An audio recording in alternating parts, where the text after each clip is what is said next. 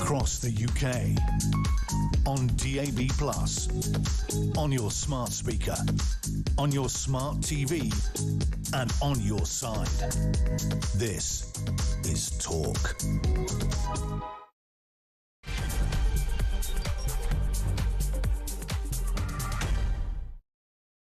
That was Julia Hartley and Stay Out. She's back tomorrow, of course, at 10 o'clock right here, the home of Common Sense here on Talk. Big show today. We are discussing, as you might imagine, 50,000 migrants have crossed the channel in small boats since the Keir Starmer took office, with crossings rising 48% this year. Now, simultaneously, Kemi Badenoch has proposed migrant camps over hotels, while Labour's anti-gang pledge faces criticism amid ongoing concerns over safety and cost. Well, an utter failure, I think we could say as well. We'll look at that in more detail. 50,000 illegal migrants. How do we stop the madness? Our lines are open. Also this afternoon, Universal Credit, this just in the last few hours, Universal Credit claimants have hit a record 8 million. 8 million, 46% of those unable to work due mostly to illness or age. Claims are rising by 58,000 a week, with women making up the majority of claimants. We'll have details on that too. And the Prime Minister has avoided calling shoplifters scumbags, focusing instead on tackling the rising shoplifting crisis, like he's channeling or solving the migrant channel crisis. Offences in shoplifting up 20% to 530,000, despite Labour's push for more officers in town centres. We'll be speaking to that shop owner a little later who did call shoplifters scumbags and got in trouble for using hurty words. All of that and more on the way. Keep it here. It's the home of Common Sense. This is Talk. Here's a way to look at it. Maths. Just think of maths is everything. Maths is... Many clever people have observed this, of course, over the years, that maths is intrinsic in all that we do. The great mathematical philosophers obsessed over numbers and patterns, and for good reason. If you've ever seen that film Pi, you'll know exactly what I mean, where a paranoid mathematician searches for a key number that will unlock the pattern found in nature, the meaning of life, essentially. And Hitchhiker's Guide, of course, will tell you that the answer is 42. So we're familiar with all that. Whatever the inner meanings there might be, we love a number, right? We love a number. It makes life easier. It makes life accountable. It means we can understand everything from danger to self-responsibility. We make decisions based on numbers. We can measure success. We can measure failure. We especially like a round number, a nice rounded number. Take, for example, let me think of a random number. 50,000. There's a good, big round number. There are many facts around the number 50,000. If you have a listen, if you stacked up 50,000 £5 notes, how high would it be? There's a question. About 21.25 feet tall. That is the height of a two-storey building. There's a fact for you. In terms of travel, 50,000, that number keeps appearing. 50,000 airline miles is usually the right amount of airline miles to get a free international round trip. Here it is again in the world of sport. 50,000 is about the capacity of a mid-size sports stadium. That's the global average. It's a good number for mass crowd control, apparently. 1849, the Californian gold rush. The wave was heading west. Around 50,000 took part. Keeps cropping up, that number. In nature, a single mature oak tree will produce, you've guessed it, 50,000 acorns in a good year. Social media. Many platforms see 50,000 followers as the threshold where a creator is considered a mid-tier influencer. Oh, God, there's a lot of people way above that you certainly wouldn't call influencers. Here's another one. In the world of things that are unfathomable and a right pain in the backside, 50,000 is the amount of illegal migrants that have come to the UK since Keir Starmer became Prime Minister. Starmer, of course, was hoping that that number of 49,797 would remain steady for the next 4 years, so he didn't ever have to cross that grim threshold. However, thanks to 430 pesky migrants yesterday, he's only gone and done it. He's only gone and broken the record, following in the footsteps of other great achievers in their own field of expertise. Mo Farah, Roger Federer, Messi, even Plato. Keir can achieve and has achieved the ultimate, a new PB and a new UK record under a single leader. 50,000 nameless, stateless and utterly anonymous people, average age 23, 90% male, have arrived in the UK since he became Prime Minister. Wow. Just let that settle for a second. Are you not sick and tired of how this story is ignored, almost on a daily basis? I won't give the Heathrow example again, but those that listen to us regularly will know what I'm talking about. 50,000 people. That significant number that keeps cropping up all over the place has now found itself into the conversation of UK Channel migration. This is a shed load of people in any other language. 0344 499 1000. How do we stop this madness? How do we stop it? Where does it end, this thing? I mean, they've got all sorts of... Rishi Sunak was going to... I mean, when you look back at it, I mean, just how... I almost feel sorry for little Rishi. Stop the boats. Stop the boats. Well, yeah, we kind of know. That's sort of your job, mate. Stop the boats. It's like saying grow the economy. Yeah, you're kind of meant to do that. Stop the boats. And then Keir Starmer came along and thought, we can't say stop the boats. He's done stop the boats. Let's do 3 words. 3 words. What do we call it? What should we go with? Smash the boats? No, I don't want to smash the boats because that would be cruel. Might be people on them. Puncture the boat? No, that's even... what about the people behind the boats? Smash the people smuggling guns. That one. Smash the gangs, that's it, smash the... So he came up with smash the gangs after stop the boats, which was equally, if not more inept than Rishi Sunak's great idea. Smashing the gangs was always a daft platitude, didn't really mean very much. Several countries, particularly in Northern Europe and our own, already have laws against gangs that do this kind of thing. Facilitate that sort of trade, it's already illegal, and every law enforcement officer in that world will stick you in a pair of cuffs, take you to the judge, and you'll be locked up. So it didn't mean very much. Where do we go from here? Let's use this tipping point, this totemic figure of 50,000, to just take a moment and try and answer the question, how do we stop the madness? Bearing in mind, I thought every sane proposal has already been on the table. They can look at it, they can chew it over, they can decide. There was one, I saw somebody on social media yesterday, and then stupidly I didn't save it and should have done, but they were asking the question, do we have a kind of...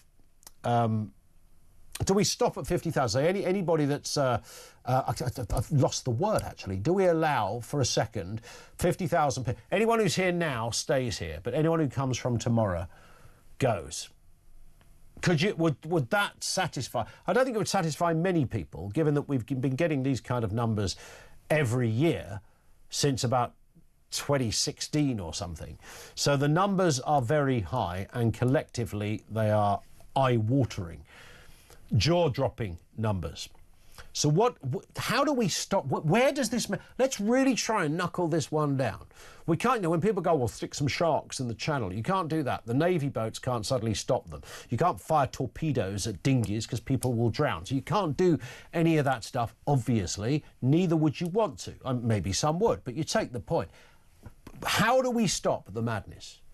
Today we mark the 50,000 mark under Keir Starmer's watch of people illegally entering the United Kingdom.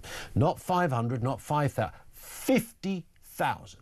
And because this story is a daily occurrence, we're kind of not that shocked. But when you take a little step back, the wow factor kicks in. What, 50,000?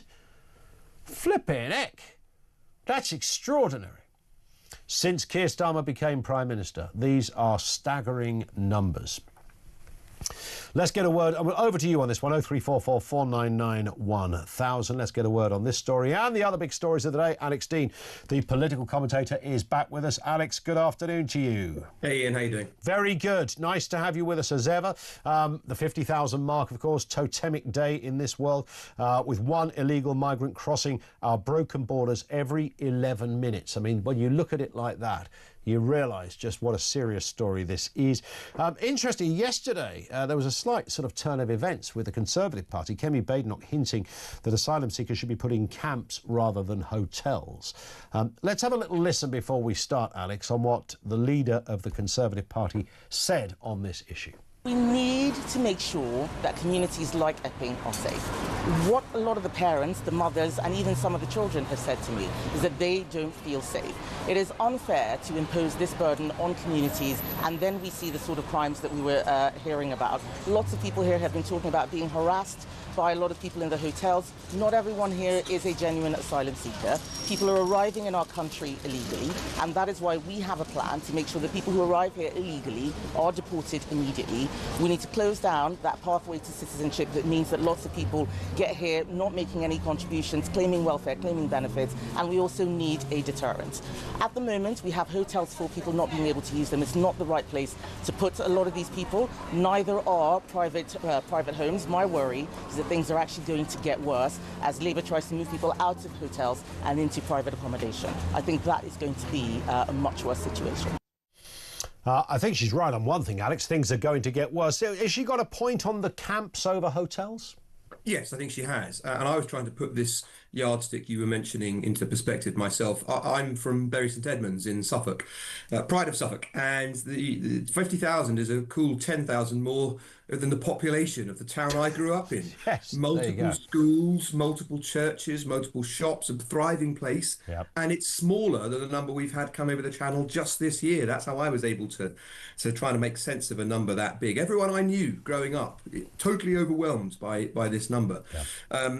So I think she's right that it shouldn't be pleasant. And to make, for your listeners and viewers, just to remember how absurd this has got, when we were using a military camp for accommodation that had until recently been used by regiments, the Gurkhas briefly, and before that, other soldiers. The complaints from the poor dears who were put in it that it just wasn't up to the standard they were expecting was basically adhered to, and they were removed from the military camp and went into hotels. You may have a right to shelter, you've not got a right to a 4-star. So I would make it harder, but we've got to be honest with ourselves as well. When the French say, Ian, you make it too attractive to come to the UK because it's so easy to get access to your benefits, it's so easy to work in the grey economy, in the illegal economy, they've got a point. 100%, and I keep repeating this line, Alex, is that the most sensible thing Macron has ever said. I think that there is a pull factor in this country, and I don't think when you look at what is happening, and now we've run out of 2-star hotels, and we've got people crossing the channel and getting into 4- and 5-star hotels, and we know what that looks like, and all that goes with it, your 3 meals a day and the other various bits and pieces. Even if you don't include the discounted tennis lessons, or I think half-price ticket to see Jimmy Carr was another one I heard today. I can't imagine that people crossing the channel are going, where's Jimmy? Maybe they are, I don't know. But nonetheless, it's, quite clearly, I mean, this is a bit of a deal, isn't it? It's quite an attraction, if that's what you're going to get when you arrive in Dover. We should make it less attractive, but we should also be fair to the people who are coming, who are overwhelmingly economic migrants, of course, not refugees and asylum seekers. They're chancing their arm. They shouldn't come, but, they've given it a go. It's our fault it takes so long to process people, and that process should be overwhelmingly ending in the process that they don't have a right to be here. And we could speed that up very significantly, one, with our own internal processes, spending a bit more money on processing and refusal. But secondly, and vitally, Ian, and I wonder what your audience thinks of this, we should leave the European Convention of Human Rights, because it makes an absolute farce of international law to claim accurately, so the people who say this are right, that you can go across many safe countries and choose your place and then apply for asylum or refugee status there, because of course you're truly desperate when you come from France, a safe civilized country, to the United Kingdom. Absolutely absurd. So we should leave the European Convention, which says that you can do that. We should make it much more unattractive to come here with the benefits point we've been discussing. I think there are 2 other things briefly I would do.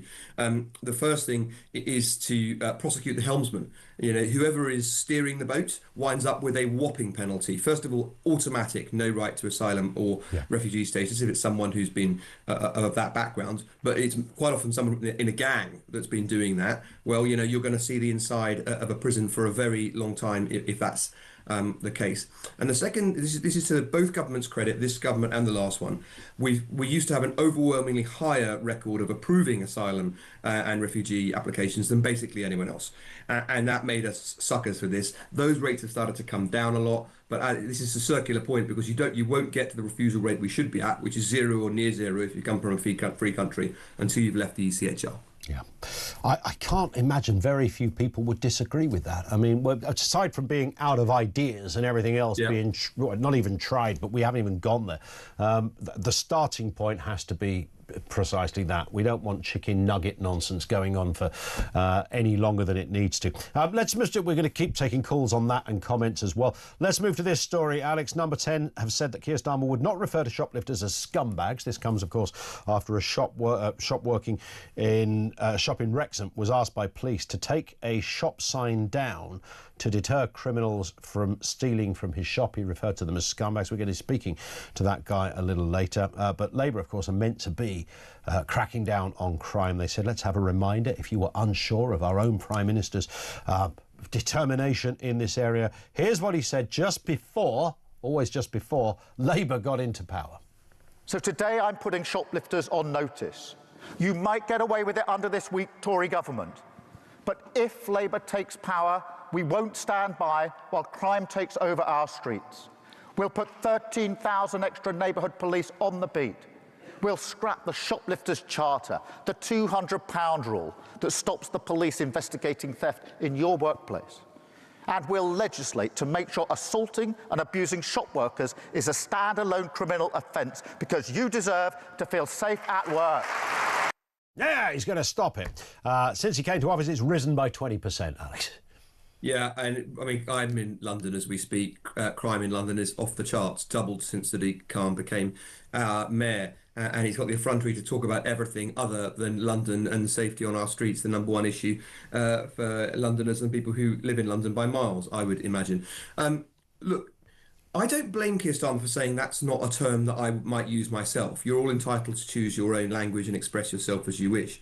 I do blame him for not saying, as most of us would do, I absolutely sympathise for this poor person who's having their livelihood threatened, their customers are having a miserable time, prices are going to have to go up. I completely sympathise. I understand why you feel this way. As it happens, I wouldn't use that word myself, but I get where you're coming from. And the trouble with Keir Starmer is he doesn't. He doesn't get where people are coming from with this. He just there's a disconnect. He doesn't understand the rise of concern that people have about safety on our streets and the blasé nature with which people just walk into shops and take stuff. We've all seen it now. And so he's asking us to disbelieve our own lying eyes when he says that everything is safe and we shouldn't be too concerned about it and we shouldn't get things out of proportion. He's just wrong. Yeah, just wrong indeed. Alex, stay with us. Alex Dean, the political commentator, is with us on the programme. Over to you as well, 0344 499 1000. We're asking that question, 50,000 illegal immigrants. How do we stop the madness? Thank you to James, by the way. So I love the 50,000 intro to the show today, because 50,000 is the number of Fs I give about this government. I think you speak for many of us, James. Thank you for that. Our lines are open, 1:20. This is Talk.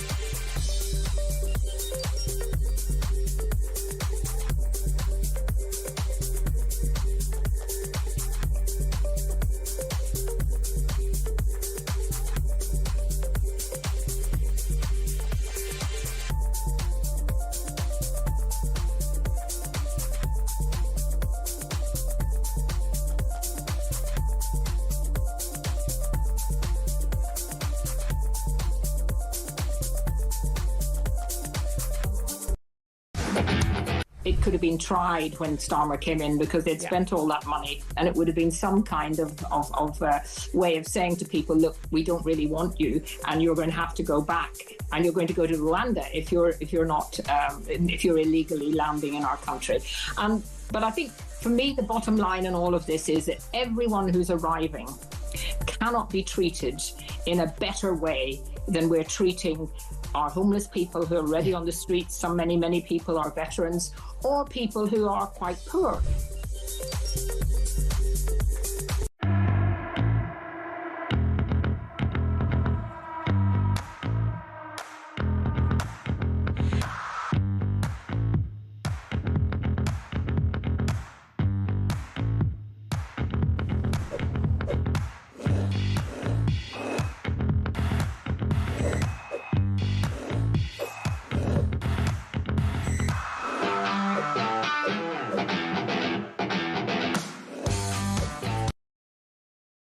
Across the UK, on DAB+, on your smart speaker, on your smart TV, and on your side. This is Talk. This is Talk. Welcome back to the programme. This one comes in from Margaret, who says, who is the person in number 10? Well, it's a good question. It's supposed to be our Prime Minister. No way. He has to recall Parliament. Why is he treating the British people with contempt? He should resign. He has no interest in this country, says Margaret in Birmingham. And do you know what? You are absolutely forced into... even if we disagree with a politician, we shouldn't be in a position where we're drawing, and Margaret is spot on, where we're drawing those kind of conclusions that our own Prime Minister has no right to be there. Well, when you look at the headlines, around 50,000 people under his watch have entered this country illegally, then you do scratch your head and think, and this is the bloke in charge. Wow. We have Alex Dean with us. Alex Dean is here, of course, to have a look at the big stories of the day and generally to make the world better, I'd like to think, Alex. Let's move to this. Labour revealing a £100 million plan to train 40,000 builders by 2029 in an attempt to address Britain's housing crisis. The UK currently faces 35,000 construction vacancies, which is hampering its ability to build new homes. Let's have a listen to what Keir Starmer had to say on the housing crisis as he gave evidence just last month. You may remember this, to the liaison committee. Here he is. I do think that we need to build more, though, and we have to build more because we've had a problem for many years of not building enough social and affordable housing in this country. And until we crack that problem, we will never be able to get to the fundamental roots of the failures here. And that's why, on that issue in particular, I'm pressing the Deputy Prime Minister very hard. Well, you may remember, Alex, just before that, he actually claimed there were loads of houses out there for everybody. But there he is. He's got a big scheme, 40,000 builders trained up, ready to lay bricks. Look, he's not completely wrong, is he? Because a lot of the houses that are free are in places that people don't want to be. And so there's demand in places where people do want to be. But I'm a Tory. If someone comes up with a good idea, I'll say so. Being a brickie is a good job. It can be a skilled job. It can be a job that takes you to pay for your family. It can be a fulfilling work in a trade. And I've always thought one of the problems we've got in this country is looking down on proper jobs like that. And if you're in Germany and you're an engineer, you're really respected. And it still smacks, even today, when I was growing up, a lot of people engineer was like a grease monkey. It was looked down on. So I'm all in favour of the PM saying we're going to train people up to do this. And I certainly hope it gets people off the benefits that you were covering before and into work. There's nothing better for you and for your self-respect and dignity, if you can work, than to be in work. Yeah. And so I'm all in favour of that. You've got to remember, the main problem for building hasn't been the shortage of people to build homes. It's been refusals of councils up and down the land to allow people to build housing stock where people want to be. And the NIMBYism, not in my backyard instinct, is really bad for our country. It crosses across all the parties. It's not a party political point I'm making, but even people. It feels to me like people want to buy the first house on the housing development, so that they can then oppose the building of the rest. I mean, people are so reluctant to allow anything to happen around them, even if you think it's their children's or grandchildren's generation that's going to benefit. I do wonder whether the profession of building. You know, I grew up, my three cousins all went into bricklaying. Their dad was a bricklayer, my Uncle Charlie. It was, and I was quite envious of that as a kid. I thought, wow, that's great. And they left school with a solid job. They went straight into it at 16, hod carrying, and then learnt the trade and became bricking. And I thought, that's amazing. That's incredible. And, you know, you can do well, you'll earn good money as a bricklayer. But has it fallen out of vogue? Is it just have appetites for jobs you want to do now changed so significantly that that's no longer up there for, you know, even kids from working class backgrounds, which is it's a really fair question. The trade that would normally have the class that would have normally gravitated to that trade. Yeah, well, that's why I hope this scheme will help British people to learn that trade, specifically British, because we've relied for a long time on waves of Eastern European migration to come to the UK, and in part because they found the jobs harder to get to, in part because their economies have improved. Polish workers who work their lungs out and tend not to mind tougher conditions, and we've been lucky to have them doing it for a generation, but they ain't here in the numbers like they were to do that now. So British people have absolutely got to. It's a really important job, and at the top end, you know, stonemasons and the work that they do, you can look at something and take pride in it and say, I built that, you know, and you know, perhaps the rest of your life you go past it and say, I did that. Let's move to this story then. The government has admitted that its prison expansion plans are unachievable. This is really not a headline we need to be reading. Let's hear from the Justice Secretary, Shabana Mahmood, speaking on the expansion a little earlier this year. While the spending review is ongoing, I can announce today that the Treasury will fund our prison expansion plans in full across the spending review period. This is a total capital investment of £4.7 billion. It allows us to start building 3 new prisons, including breaking ground on a site near HMP Gartree later this year. This investment will also fund new cells at existing prisons, with new house blocks and rapid deployment cells opened across the country. Well, there it is. I mean, this is a horrendous headline for the government if they're admitting, Alex, that they can't achieve what they need to achieve. This is an area that's a perilous position right now. It's an emergency situation. We're letting people out who've committed terrible crimes. Well, and some of it seems to be tied up in the same planning objections that we were just discussing about house building. And it's extraordinary to me that we're allowing some unhappy individuals to oppose the building of a new wing on the prison that's been down the road from them since before they bought their house. And that sort of thing just frustrates the hell out of me. And I've been in several prisons in my capacity as a former lawyer, I stress, rather than for any other reason. And our prison system is creaking at the seams, and it is full of people, and we need to make more room for them, because I happen to believe that prison works, actually. I think it's a deterrent to commit crime. I think it assists to rehabilitate people. I think it protects society, and I think it punishes the offender. I think that having prison spaces is good. And if people know that we've got shorter prison sentences, or they're less likely to get one because we've got shortages of places in prison, they're more likely to commit crime, as night follows day. But I will just make one other point that connects this to the earlier conversation we were having. More than 10,000 places in our prison are taken up by foreign prisoners. Yep. Right? That is completely wrong. And if you are convicted of a crime in this country, you should be deported and serve your crime in your home country. And we are getting towards, we've now got 23 countries that have signed up to that scheme. Nothing like enough. And not the top 10 either, not your Albanias of this world, the people we really need to do a deal with to get a movement on that, Jamaica and so forth. But credit where it's due for the government, they got India to sign up to that. A big country, as a percentage, not that much of our crime fight, of our crime, but if they can start delivering people very quickly from the UK out, it will make a difference. And it may set a precedent, we hope. Just a final one. We'll have to be slightly brief on this one if we can, Alex. Record 8 million people, this news breaking in the last couple of hours, are now claiming universal credit. So we have 8 million people. That's up from 6.9 million just a year ago. Nearly 46% of those claimants have no requirement to work due to illness. Some are on caring duties, others being over pension age. But this figure is huge and it's growing.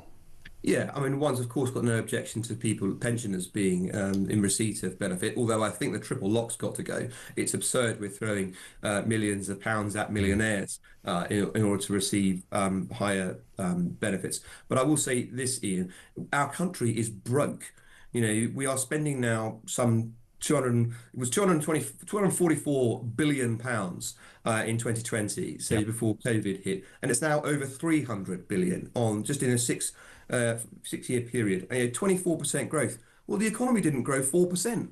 So it's completely unaffordable. And we're going to spend 135 billion in the UK just to borrow. Yes. We're going to be borrowing eye-watering sums. This isn't just generosity from a state that can afford it. This is destroying the bone. We're well past the fat. We're well past things we can trim. This is eating the bone, and we're destroying the future for the next generation to come, who's going to have nothing left. 100% correct. Alex, lovely to have you on as ever. We will speak again very soon. He is Alex Dean, the political commentator, former lawyer, former Conservative candidate as well, with us on the programme. Thank you to him. 0344 499 1000. Nicola says we need to stop making our shores less desirable. Simple. Tag all illegal immigrants. Stop them from being allowed to walk around communities. No benefits. If you make perspective of coming here less pleasant, they will not flood in. We have a hotel in our village. Weirdly, they are not all coming on boats. Apparently, we are flying them in too. Make sense of that. Yeah, we were just discussing that. The other methods, backs of trucks, all that stuff still goes on. Thank you, Nicola. Back to you in a few moments' time. Couple of guests on this issue as well. Bit of left and right perspective on the way. 50,000 illegal migrants. How do we stop the madness? Just gone 1:30. This is Talk.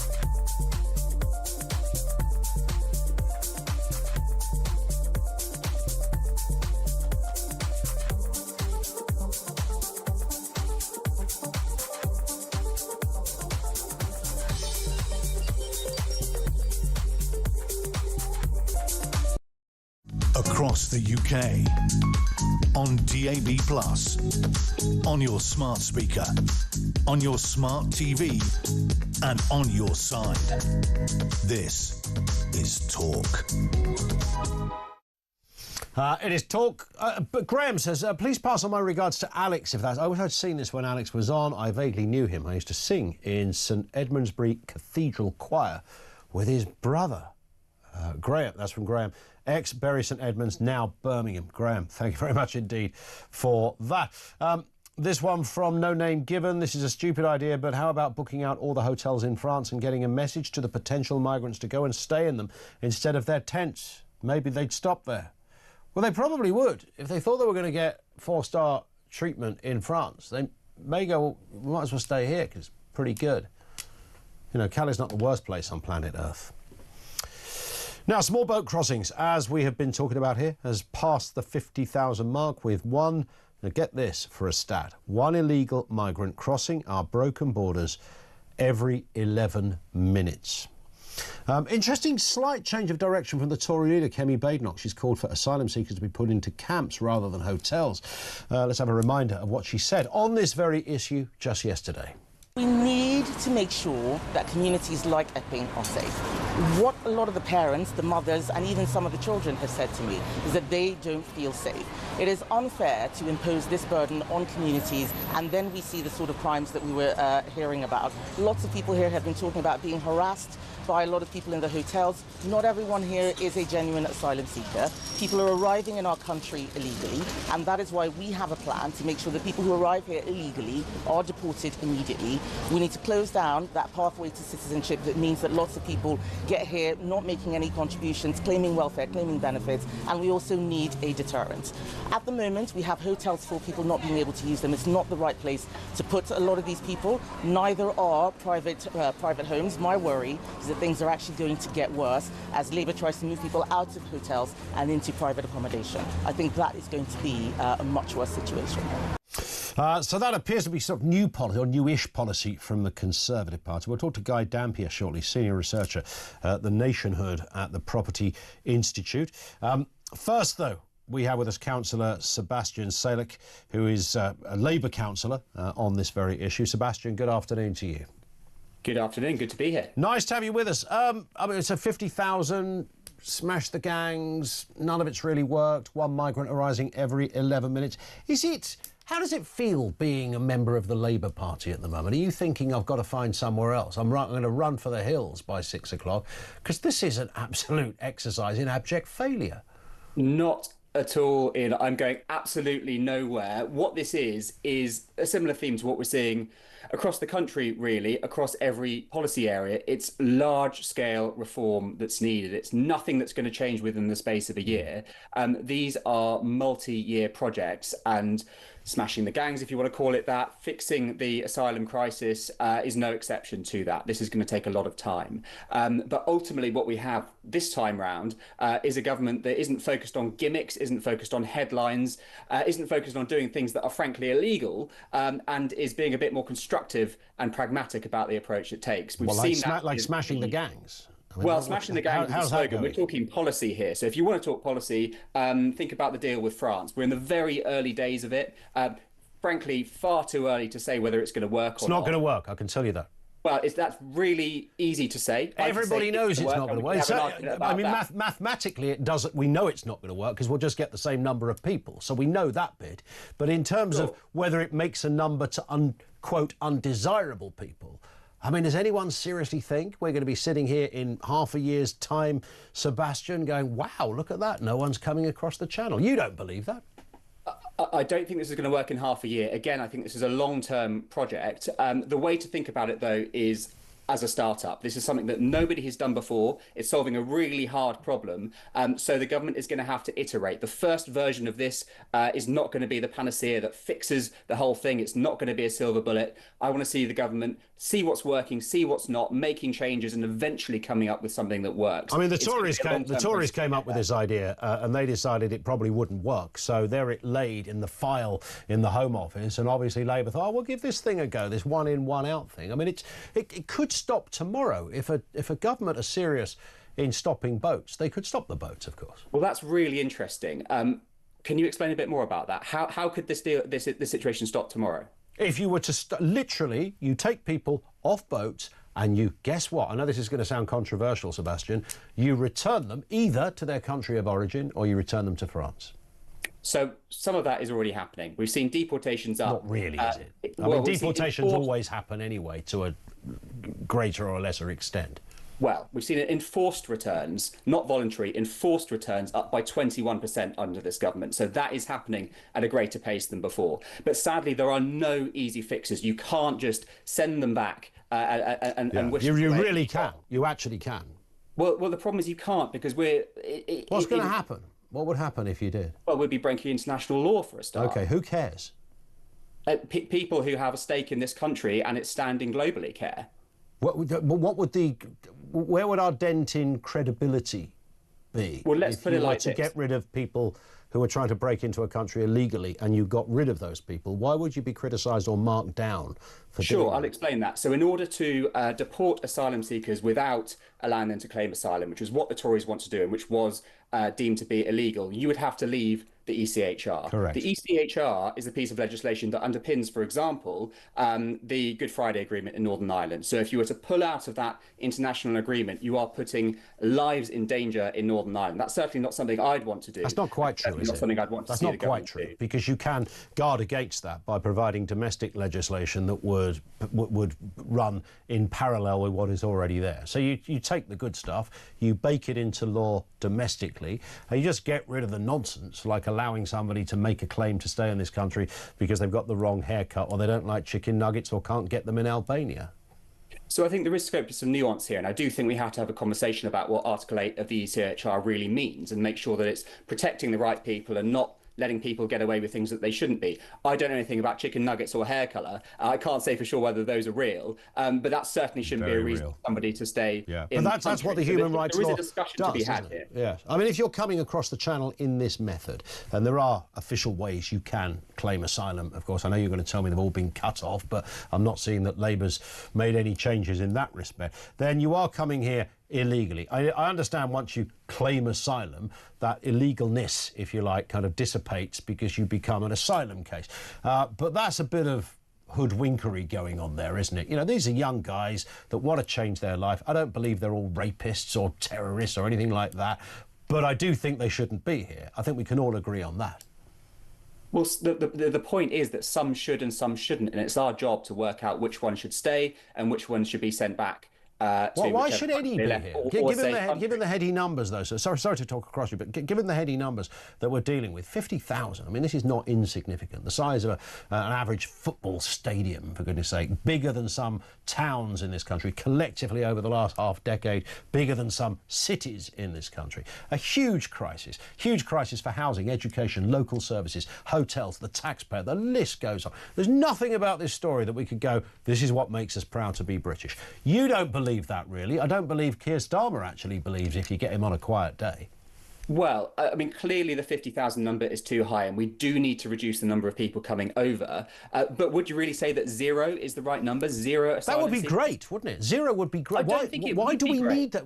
For what purpose would you be agitating or advocating that we need some of these people? For what purpose? I'm not saying we need them. I'm saying we're doing our duty. A lot of these people are in danger because of foreign wars that we caused as a country, and it is our duty to make sure that they are safe. Now, that has to happen in set numbers. We can't open the door indefinitely to people to come over. But we are a proud country. We have done this in the past, and we should do it again in the future and make sure that those people who really are in danger can seek safety and can contribute positively to our country. You said this whole system needs huge reform. Maybe it just needs reform.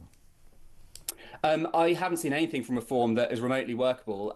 They talk a great game. They come up with fantastic slogans. They come up with ideas that, frankly, would never work. If you can see one idea from the Reform Manifesto that you think is going to work, I would love to hear it. I'll pass it on to my friends in the Labour Party. But frankly, there's nothing there that gives me any hope. Sebastian, thank you for your time. Sebastian Salek, he's a Labour councillor.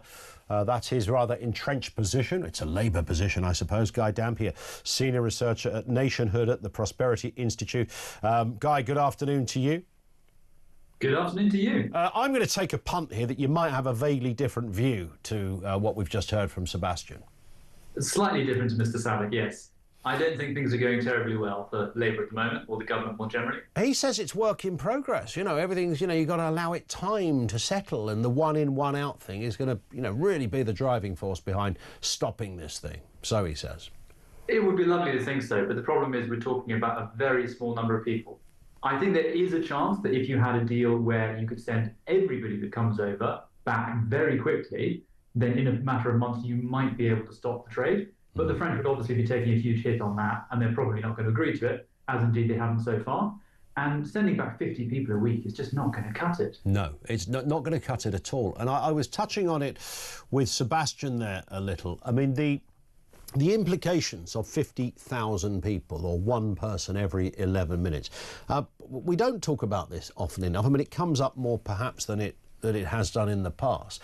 But issues around social cohesion, issues around the pull and the strain on local services, housing, obviously. Apparently 50,000, all these people in hotels, tens of thousands still there, are going to be removed from hotels into housing. No idea where these houses are going to come from, although the Prime Minister did say at the liaison committee the other day, there's loads of housing out there. I think probably a moment of madness on his part. Then there's NHS services, then for those with kids, education services. I mean, this is a massive problem.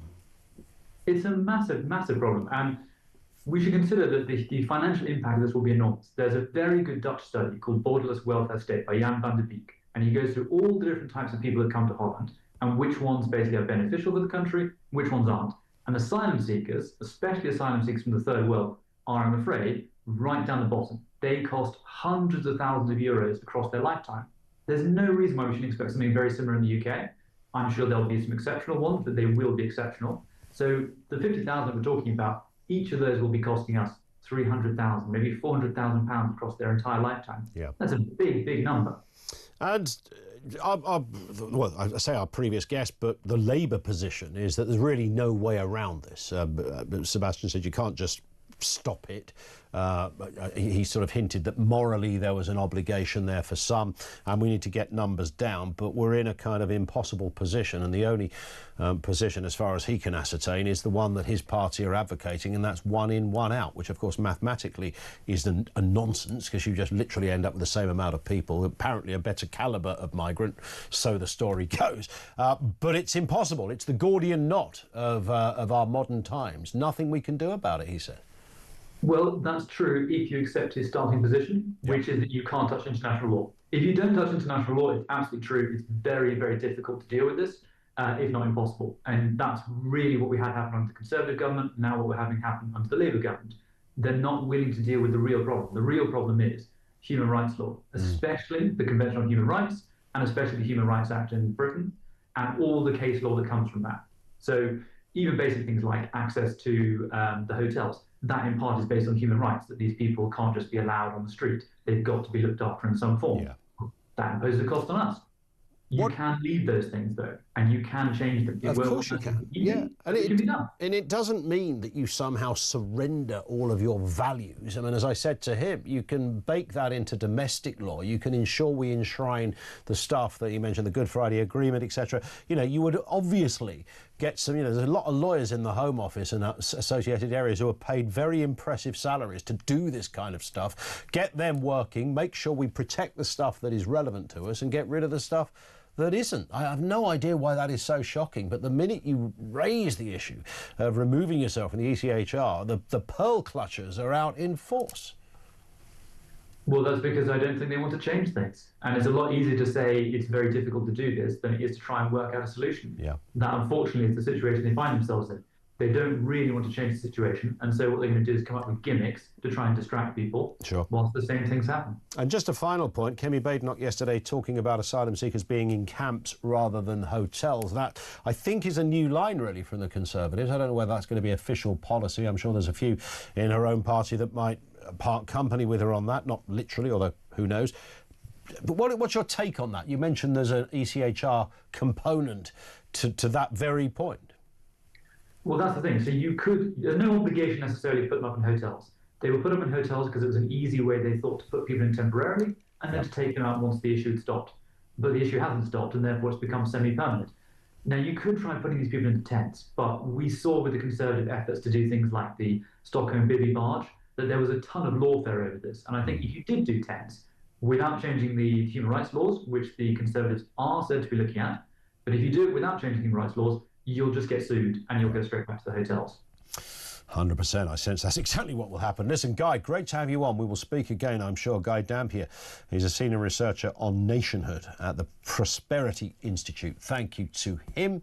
0344 499 1000. You heard a couple of voices there. Thoughts on what you just heard. And the big question, 50,000 illegal immigrants. How do you stop? How do we stop the madness? Lines are open. This is Talk.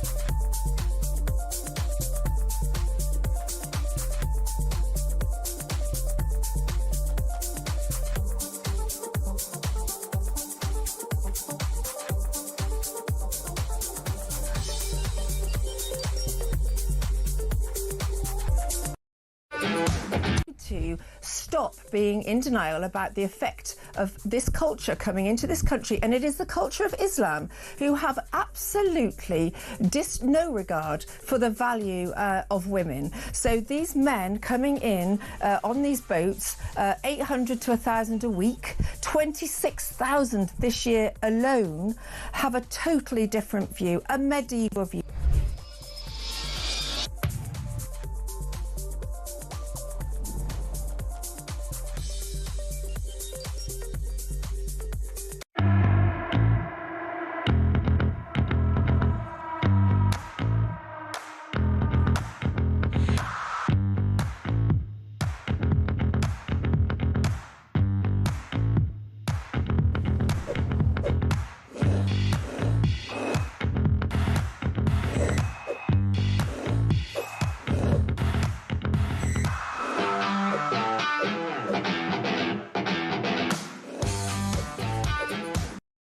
Across the UK, on DAB+, on your smart speaker, on your smart TV, and on your side. This is Talk. It is Talk, just gone 10 to 2. This is Diana, down in London. Diana, how are you doing? I'm fine, thank you. Good. What are your thoughts? Okay, so I don't know. I think Kebir Bezanok is on to a good thing, actually, and I do think that these refugees should be probably put through sorry if I'm a bit nervous, put in a camp. Like my mum and dad, after the war, they were put in a camp in Sherborne, Dorset. It literally was a hut with a corrugated iron roof, and the washing facilities were outside. Wow. And they had basic rations. What were they? How did that happen? Just out of interest, Anna, what were they? What was the process that led to them to being put into a camp? Okay, so my mum and dad. My mum met my dad when she came over here because he was in the British Army, even though he was Polish. And my mum was in a camp actually not with the Germans, but actually with the Russians. So when the Russians were fighting against us, she basically was put into some kind of like a Siberian camp. I'm not 100% sure. She didn't talk about it very much. But she came over here. She obviously met my dad, and she was put in a camp, and they were married, blah, blah, blah. And my sister was born there. And then they lived there for about 3 years. And I think this would have broken my mum's heart, to be honest, because she was, as well as my dad, because they were both eternally grateful for everything they got when they came over here, particularly my mum, because of what she'd been through. There was only rations, and the farmers would give them a little bit of food. They weren't given any money, but they never complained because, as my mum used to say to us, that compared to where they come from, this was like heaven. Yeah. And when they left the camp, when they eventually got the refugee status, I think they were given a very small amount of money, and they had to make their own way, and they had to report to the police station, and they had to find somewhere to live, which they rented one room at the time. And then they obviously had to find work. Yep. If they left a particular area, they then had to report to the police that they were leaving that area. Wow. And this is what sort of year would this have been?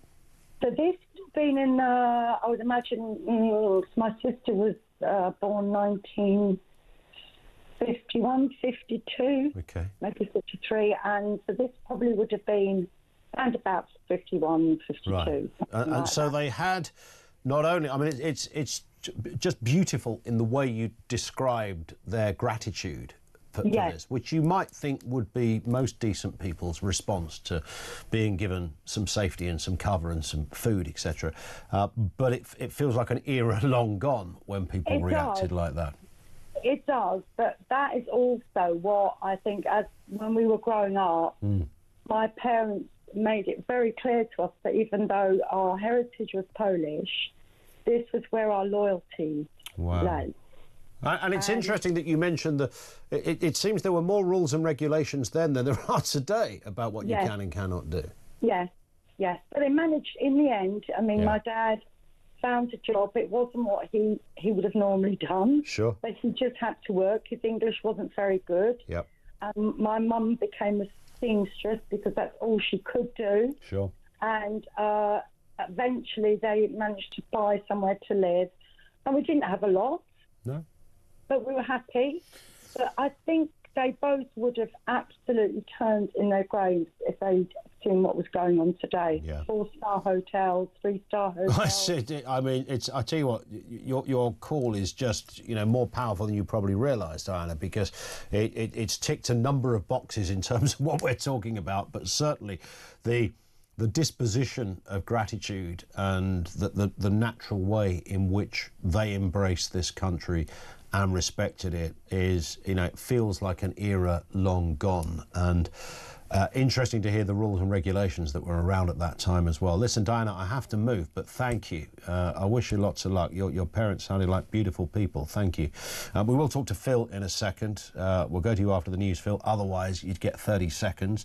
This one comes in from Graham, who says Sebastian Salek is symptomatic of all that is wrong with the Labour Party. He has no answers other than vox pops and dubious claims. So we started the war in Yemen and Sudan, did we?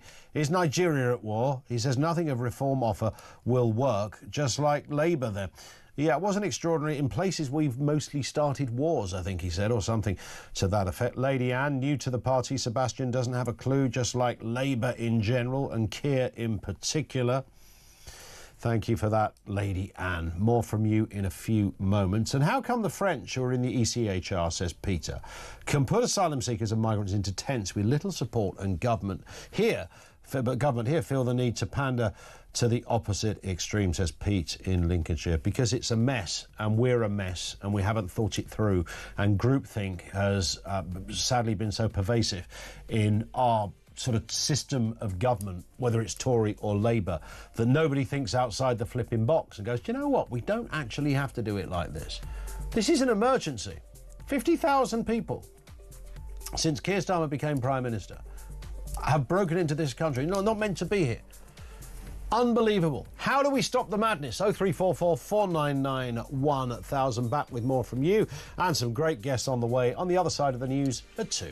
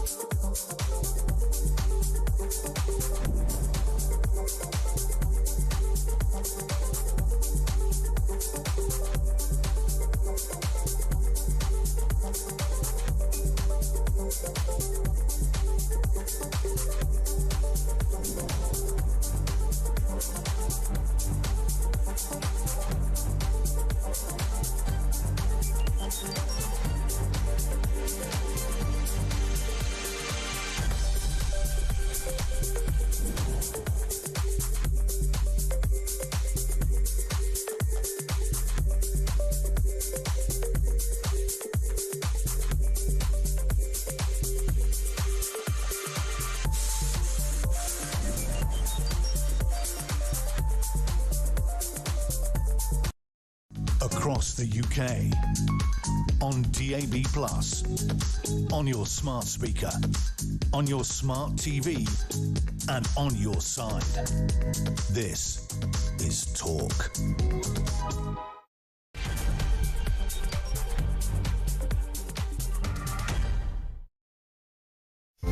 Welcome back. 3 minutes after 2 o'clock. It is the home of common sense. So we are discussing that totemic figure of 50,000 migrants who've crossed the Channel in small boats since Keir Starmer became Prime Minister, crossings rising 48% this year. Meanwhile, the leader of the opposition, Kemi Badenoch, has proposed migrant camps over hotels, while Labour's anti-gang pledge faces criticism amid ongoing concerns over safety and costs, and, of course, complete failure, I think we can also say, too. 50,000 illegal migrants. How do we stop the madness? 0344 499 1000. Elsewhere, universal claimants have hit 8 million, a record, with 46% unable to work. That is due mostly to illness or age. Claims are mainly rising by 58,000 a week, with women making up the majority of claimants. We'll have more on that story as well. And the Prime Minister has avoided calling shoplifters scumbags, focusing instead on tackling the rising shoplifting crisis. Offences are up 20%. You're looking at, just not far away from 600,000. This is despite Labour's pledge for more officers focused into town centres. We're also going to be speaking to one shop owner, the man who did call shoplifters scumbags, and the world lost its mind, it seems, over some hurty words. All of that and more on the way, everything you need to know, and of course we bring you all the breaking news right here on Talk. 0344 499 1000. This comes in from Simon in Devon. It says, of course, governments can stop the boats. They literally locked down a whole country overnight with no regards for human rights. You should always use that as a stock comparison when dealing with the nothing can be done outside of human rights laws. I think you might have nicked that from me, Simon. I say that almost every day. Never again can a government say that this can't be done, because we know during COVID, as Simon rightly says, they locked down a country with little or no regard for businesses, individuals, mental health, school, services, social services, the elderly. I mean, nothing can be done. So you can do that, but you can't stop some boats. Get in the bin. They're useless. Off to the beach with my cockapoo, says Simon. Isn't it a wonderful sunny day? It is. It's beautiful. I'm sure Devon is just the same as well. Now, Sadiq Khan, for those who don't know, is the Mayor of London. Yeah, he's quite a famous figure outside the capital, of course. Yesterday, he suggested a drop in knife crime, burglary and robbery. He forgot to mention, by the way, rising areas for gun crime and rape in the capital. Shoplifting also saw a big increase of 38%, respectively, in the year to June 2025. What is that thing of shoplifting? How did that ever get relegated to a bit of a minor inconvenience? It's a massive, I think it's a massively serious crime. I know it's not murder, but we don't judge everything on that barometer. There is lots of things that are equally serious that don't necessarily mean they are the most serious, but they still have clear implications, particularly for retail, consumer safety, customer. I mean, the list goes on. Let's speak with Susan Hall, the leader of the Conservatives for the London Assembly. Susan, I was going to suggest you throw this question to Mr. Khan next time at Mayor's Question Time, but of course, every time you do, he largely ignores what you say, wheels out a platitude and then moves on. I know, it's disgraceful, isn't it? I do try, though. I do try and get answers out of him. But he never wants to discuss anything. He hates being scrutinised, absolutely hates it. But it's my guilty pleasure. I love making him squirm, so I shall just carry on. Yeah, I mean, it's extraordinary, really. I mean, just on that point, I mean, he is the Mayor of London. It shouldn't matter whether you're a Conservative, a Green Party member, Reform or Lib Dem. If you ask a question, it deserves to be, I mean, it's politeness aside from anything else, but it's also, I would have thought, part of the democratic process to answer it. Well, that's right. It's his job to answer questions from us. Yeah. But he, time and time again, he will literally not answer. And of course, what the audience often don't know is we're on a timer. We can only take a certain amount of time and then we're timed out. So all he just does is talk about something else, which is why we get so irritated. Yeah. But we deserve to have answers to things. And if he was putting in policies and things that he believed in, then you discuss it. When I was leader of Harrow Council, I never minded being scrutinised because I knew everything I was doing, I had a reason to do it, and I knew the things around it. He just doesn't, so... Give us your take then, Susan, on these latest crime figures. He's suggesting a drop in knife crime. I find that hard to believe, to be honest. Burglary and robbery. But there are other crimes demonstrably that have gone up. Well, it's interesting, but knife crime is an interesting one because his deputy mayor came to one of the meetings on the 4th of July, and she actually stated, and I've got it, a review by the Metropolitan Police Service has found errors in how knife crime was being recorded. This has been rectified, and they're only going back towards April 24. So those are the figures that he's now found, but he didn't mention that rape is up or sexual offences are up. Yeah. And you mentioned some of the others. I mean, he cherry picks all the time. That is typical Sadiq Khan. This is why so many people cannot stand him. He's just not honest. And that's what gets our goat, quite frankly. Well, he's not honest, he's also not very good. But I mean, that's another story. I mean, clearly some people voted for him and thought he was. I scratched my head, but that's democracy, I guess. Shoplifting. I mean, let's talk about shoplifting. We know it's out of control in some areas, and London's not immune from that. Yeah, I went campaigning actually on Sunday and was in a high street, and I went into Holland and Barrett. There was a delightful young lady behind the till, and she knows, and I was with some police officers, and they know who it is that keeps going in. There's somebody that goes in this particular one every single day, and they take all the expensive stuff off the shelves. And because they're big, and this young lady was slim, short, you know, she wouldn't stand a chance against them. And if I'm sure you're on the internet as much as I am, if you're going on social media, you constantly see them. I retweet them and say, does anybody know this person? Because there are so many of them. It's disgraceful. And they are scumbags. Yeah. They are scumbags. I mean, it's quite unbelievable, isn't it? We're in this place right now. And again, when we used to talk about, you know, certainly as a kid, it was seen as a serious crime. And now it's kind of, it's not a crime you will necessarily, I mean, as you rightly say, you can look on social media, you can see people literally just walking in and doing their shopping and walking back out, often pushing a trolley, for goodness sake. I mean, it's that kind of brazen. Yeah, it's that. And it's like the fare evasion. It's the same thing. People that think they're entitled to walk into a shop, take what they like, go on the underground or wherever and not pay. And the rest of us are getting very, very fed up with this. Yeah. What is the answer? Is it just more police officers? Does it need a different emphasis or a direction? You know, Mr. Khan is essentially the police and crime commissioner for London. I mean, he's in charge in that respect. Well, he is. And something interesting happened. You may have seen the videos of that gentleman that was on the train that had removed all his trousers and was standing there.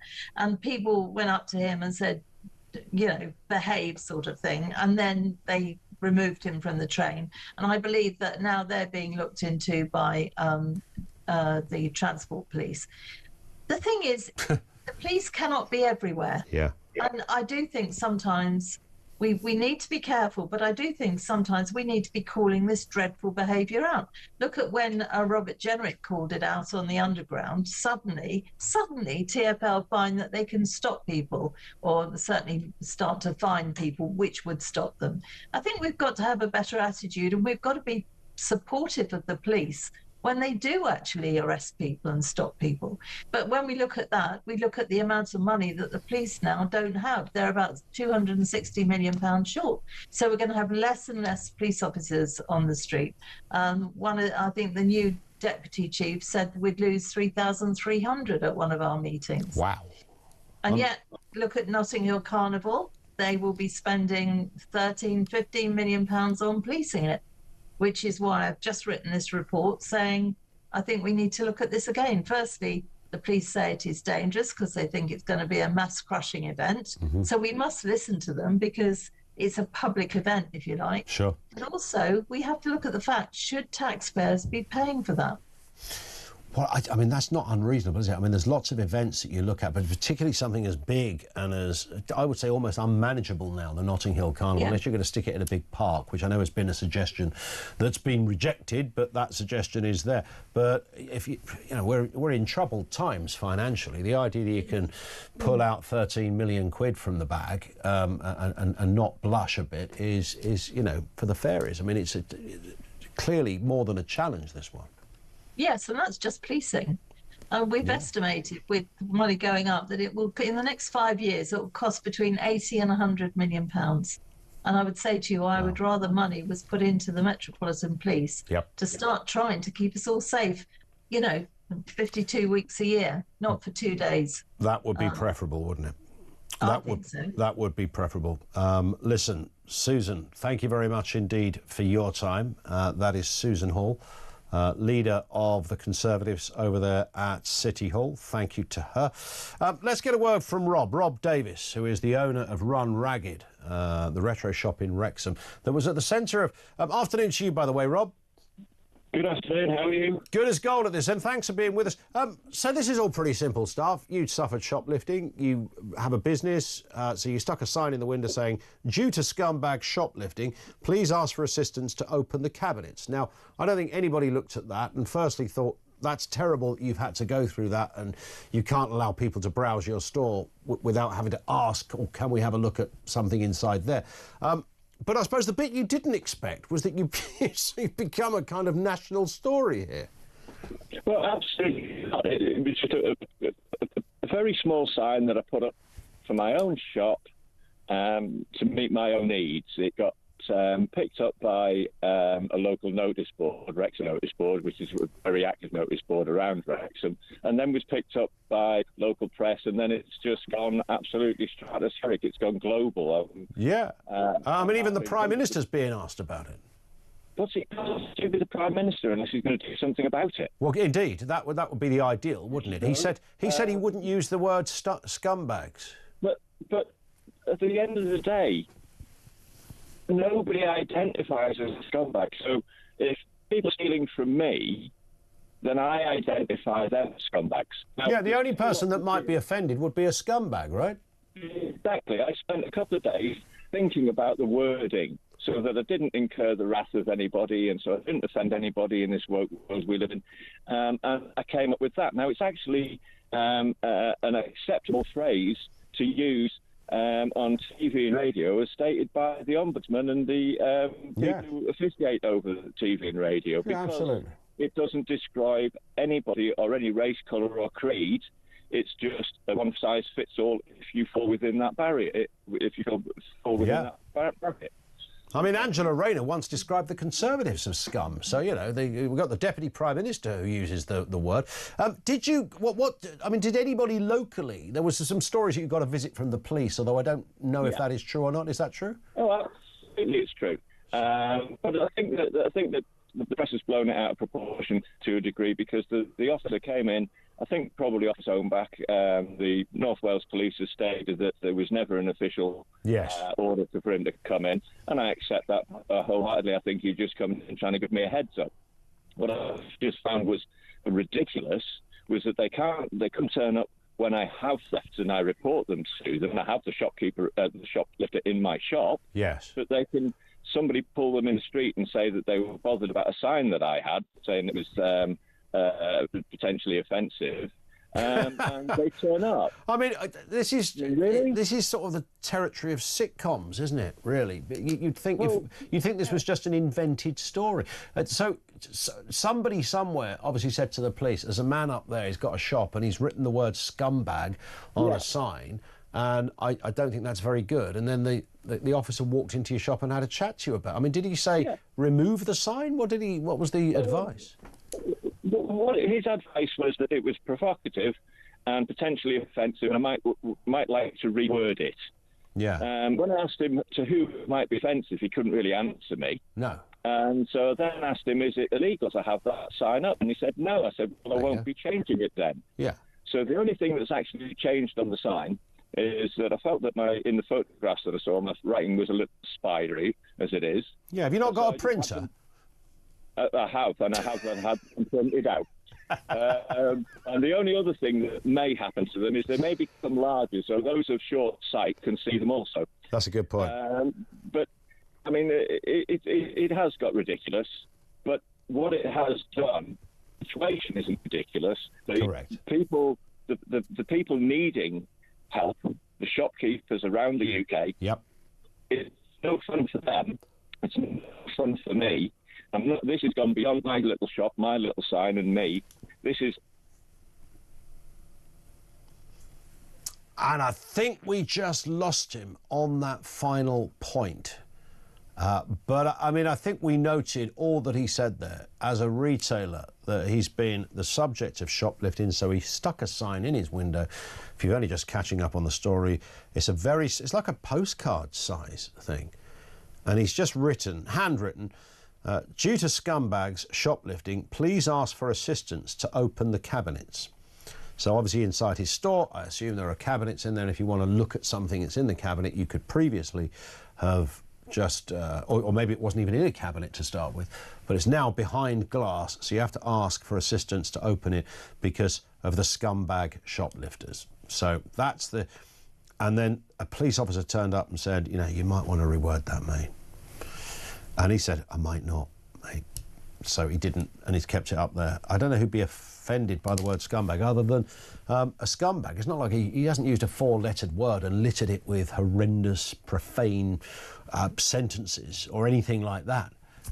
He simply wrote the word scumbags, which is one way, frankly, a very modest and moderate way to describe a shoplifter, I would suggest. Over to you on that one, 0344 499 1000. This is Talk.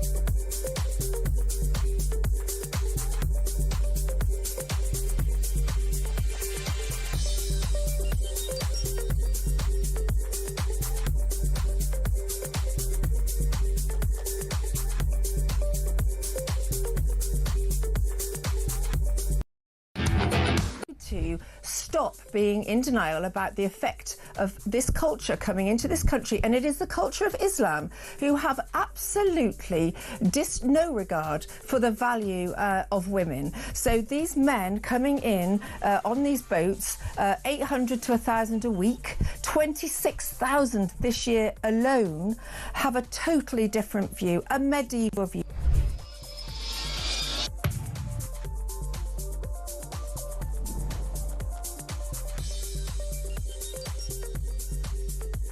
Why are they being housed in hotels? Why are they being clothed? Why are they being given money and free pickleball or cinema tickets or whatever it might be? We have to stop the pull factor. We are a laughing stock. We are being looked at by the rest of Europe and, in fact, the rest of the world as such a soft touch. That's why people are leaving safe countries like France to come to England. Yeah, it is absolutely and utterly ridiculous how bad it's got. I mean, the Tories were bad enough. Across the UK, on DAB+, on your smart speaker, on your smart TV, and on your side. This is Talk.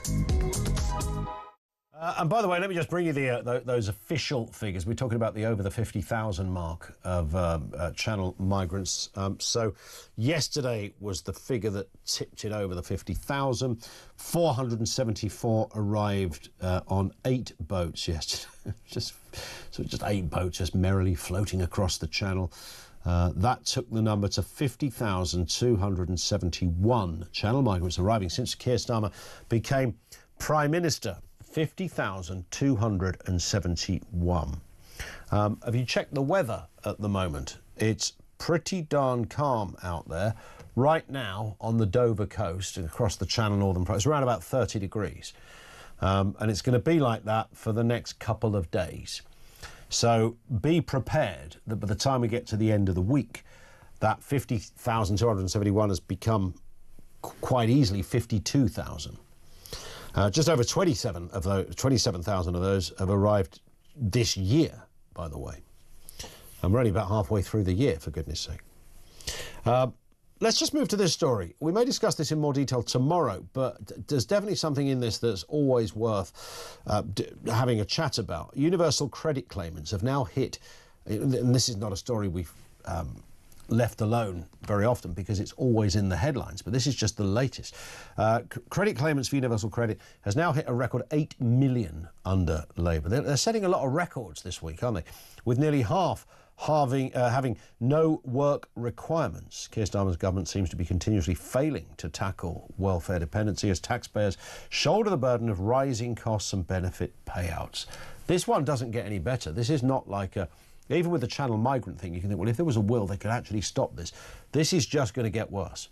And it's a big problem, economically, if nothing else. Let's speak with Reem Ibrahim from the IEA. Reem, good afternoon to you.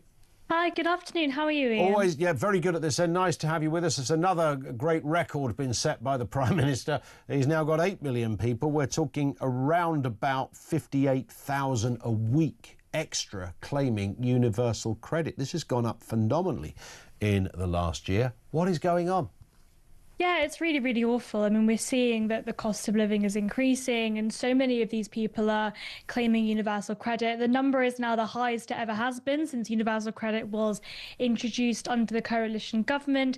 It's absolutely abysmal. And what this really does show is the amount of money that we are now spending as taxpayers on people that are now not working. Now, as you said in your introductory remarks, 46% of people that claim universal credit have a no work requirement. So they're not required to even look for work in the first instance.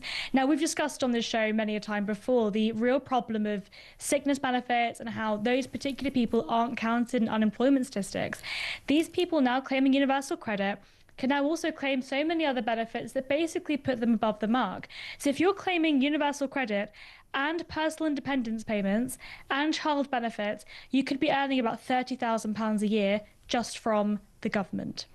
That system cannot continue because what it does do is it means that there is no incentive for those people to go and work. If you know you can't earn £30,000 in the private sector, or it would be very difficult for you to do so, and you can just sit at home and earn that amount of money, why would you go and work? And what it does mean is that the rest of us are all being taken for fools. Yeah, and some of these people there's no requirement to work either. I mean, there's obviously different categories within this category.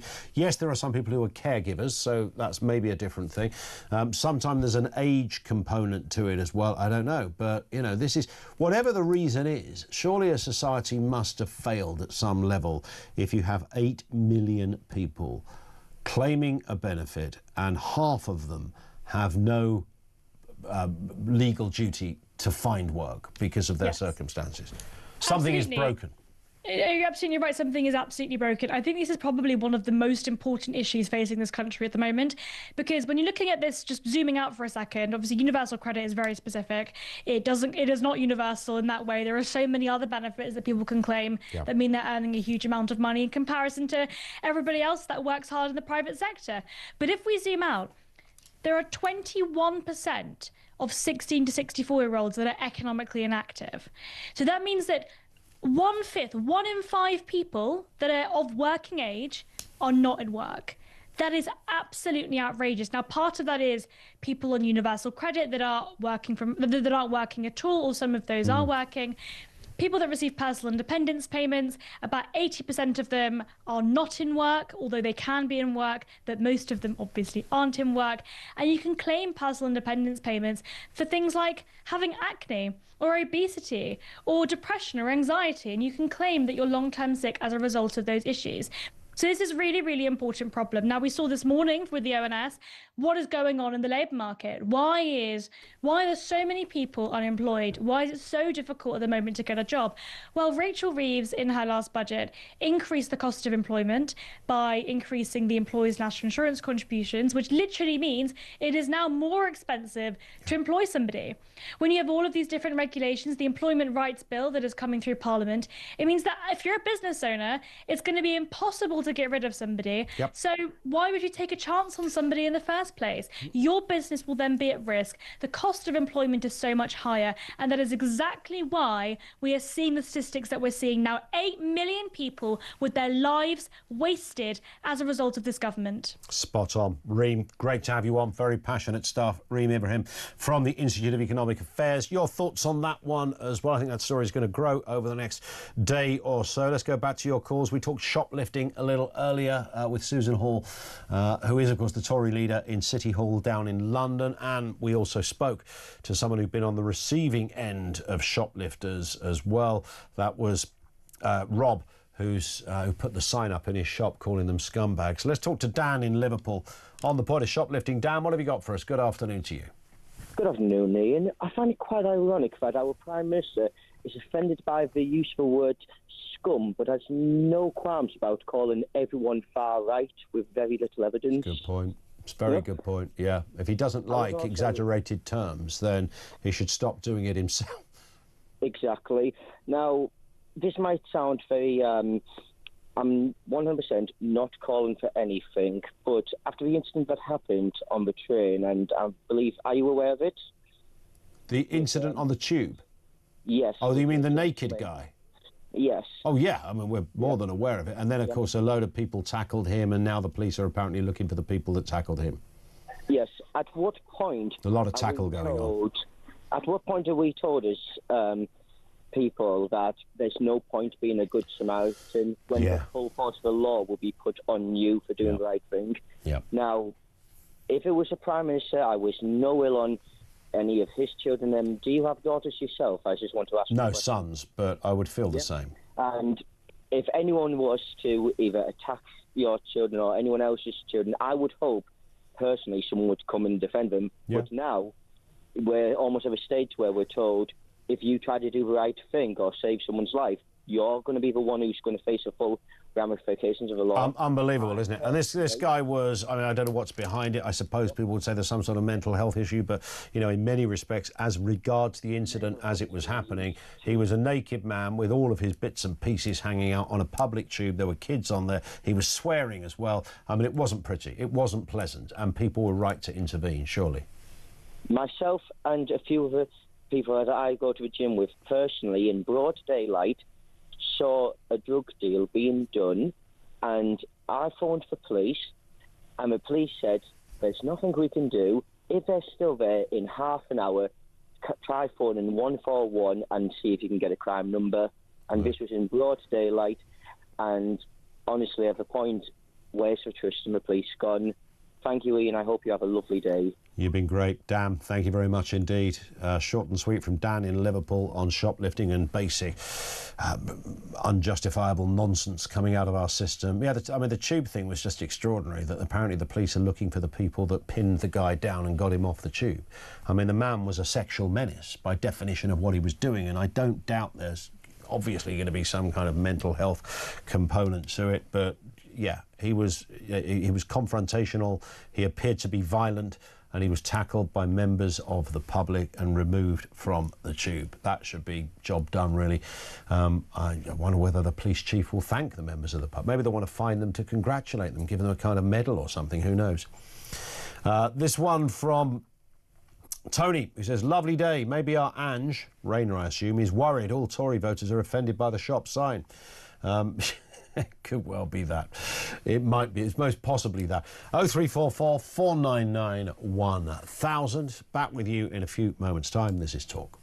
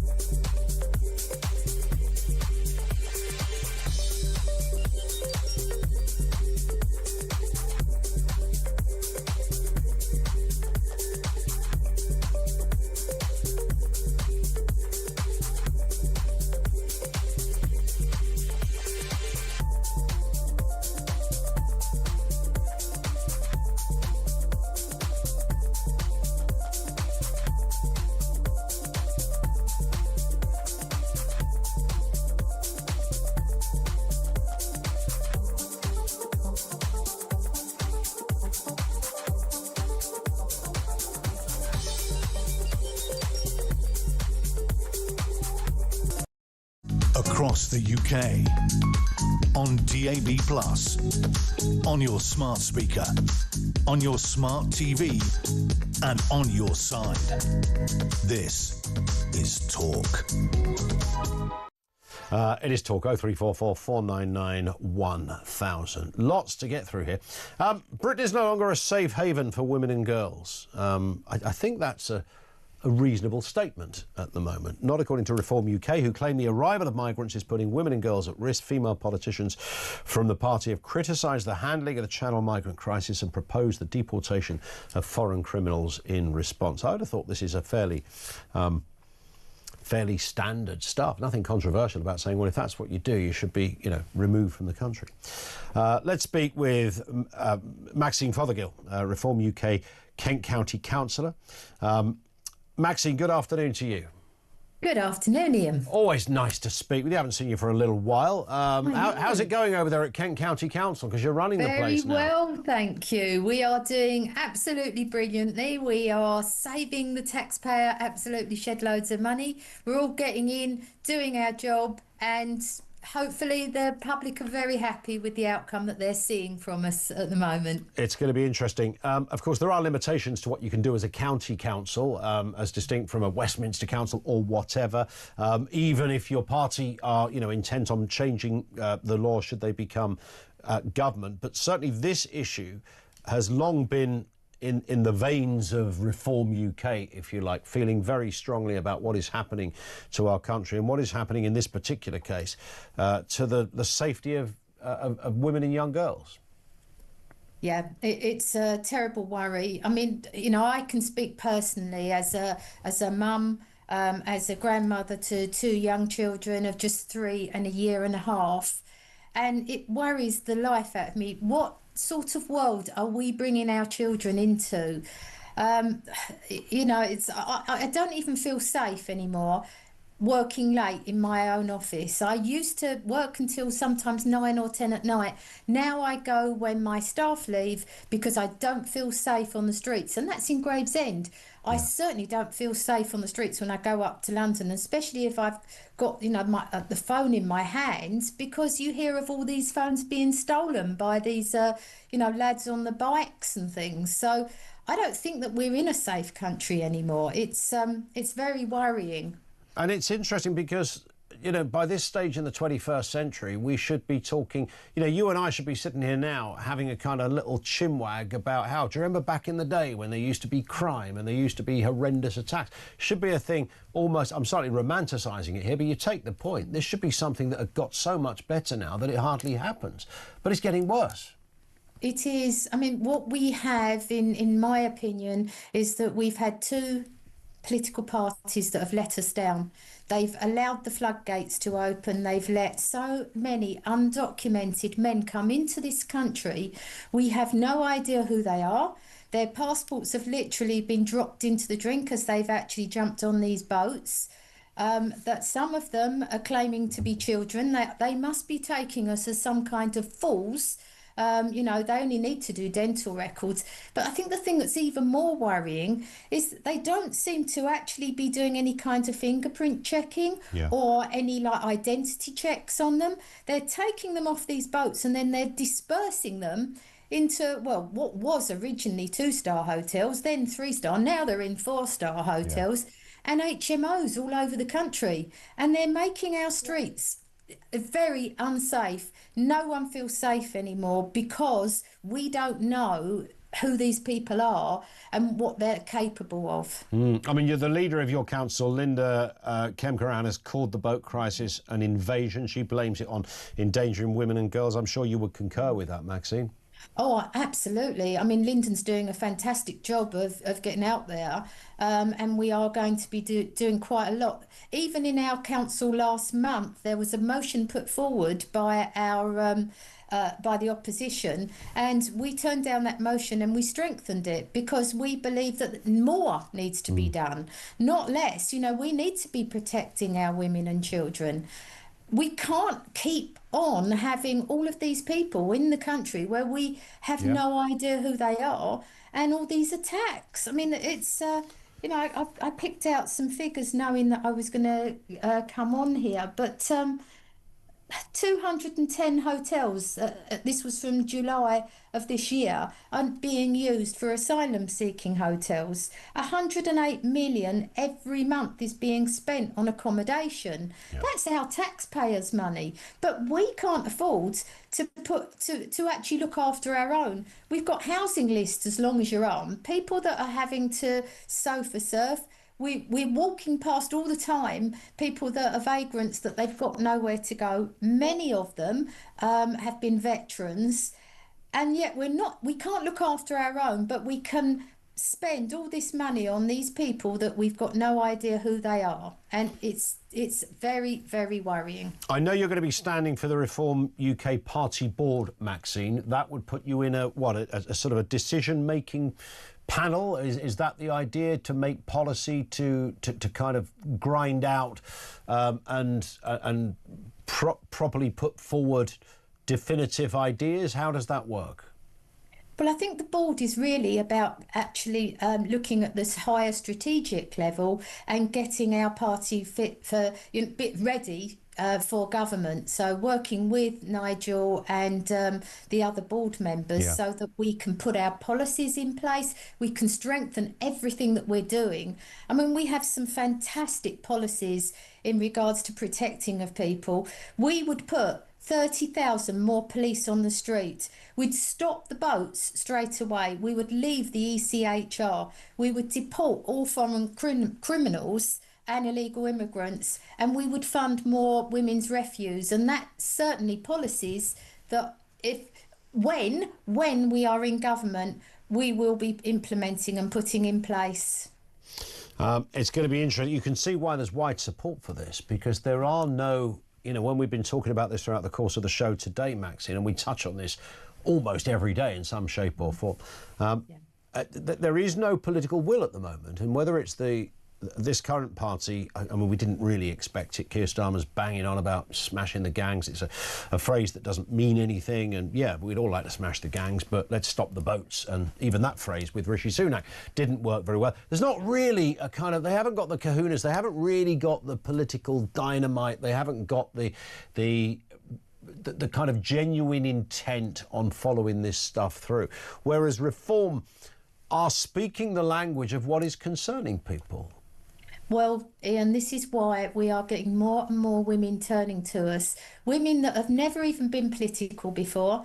Women that were quite happy with the status quo, but because we have become a country full of strangers, undocumented males that have come into our country, more and more women are now decided to leave us. And it's quite scary, really. Yeah.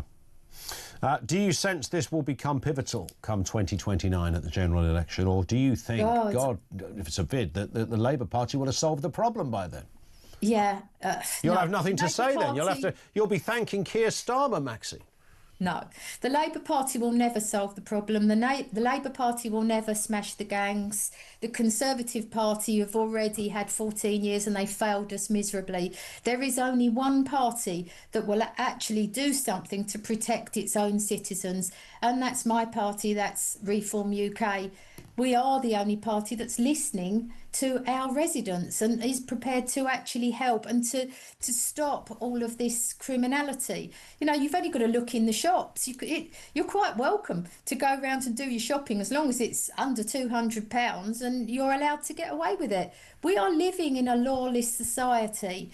So it's not just about the protection of women and children. It's the protection of all of us, the shopkeepers, the small business owners, women, children, everything, and also all of the resources, because these people come in and we've got to house them, clothe them, feed them.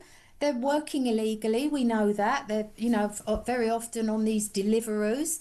How they're actually allowed to do it, if that were you and I, we would need to give our national insurance number. So the whole thing is very strange, and I don't understand how it's happening, but it is happening, and it needs to stop.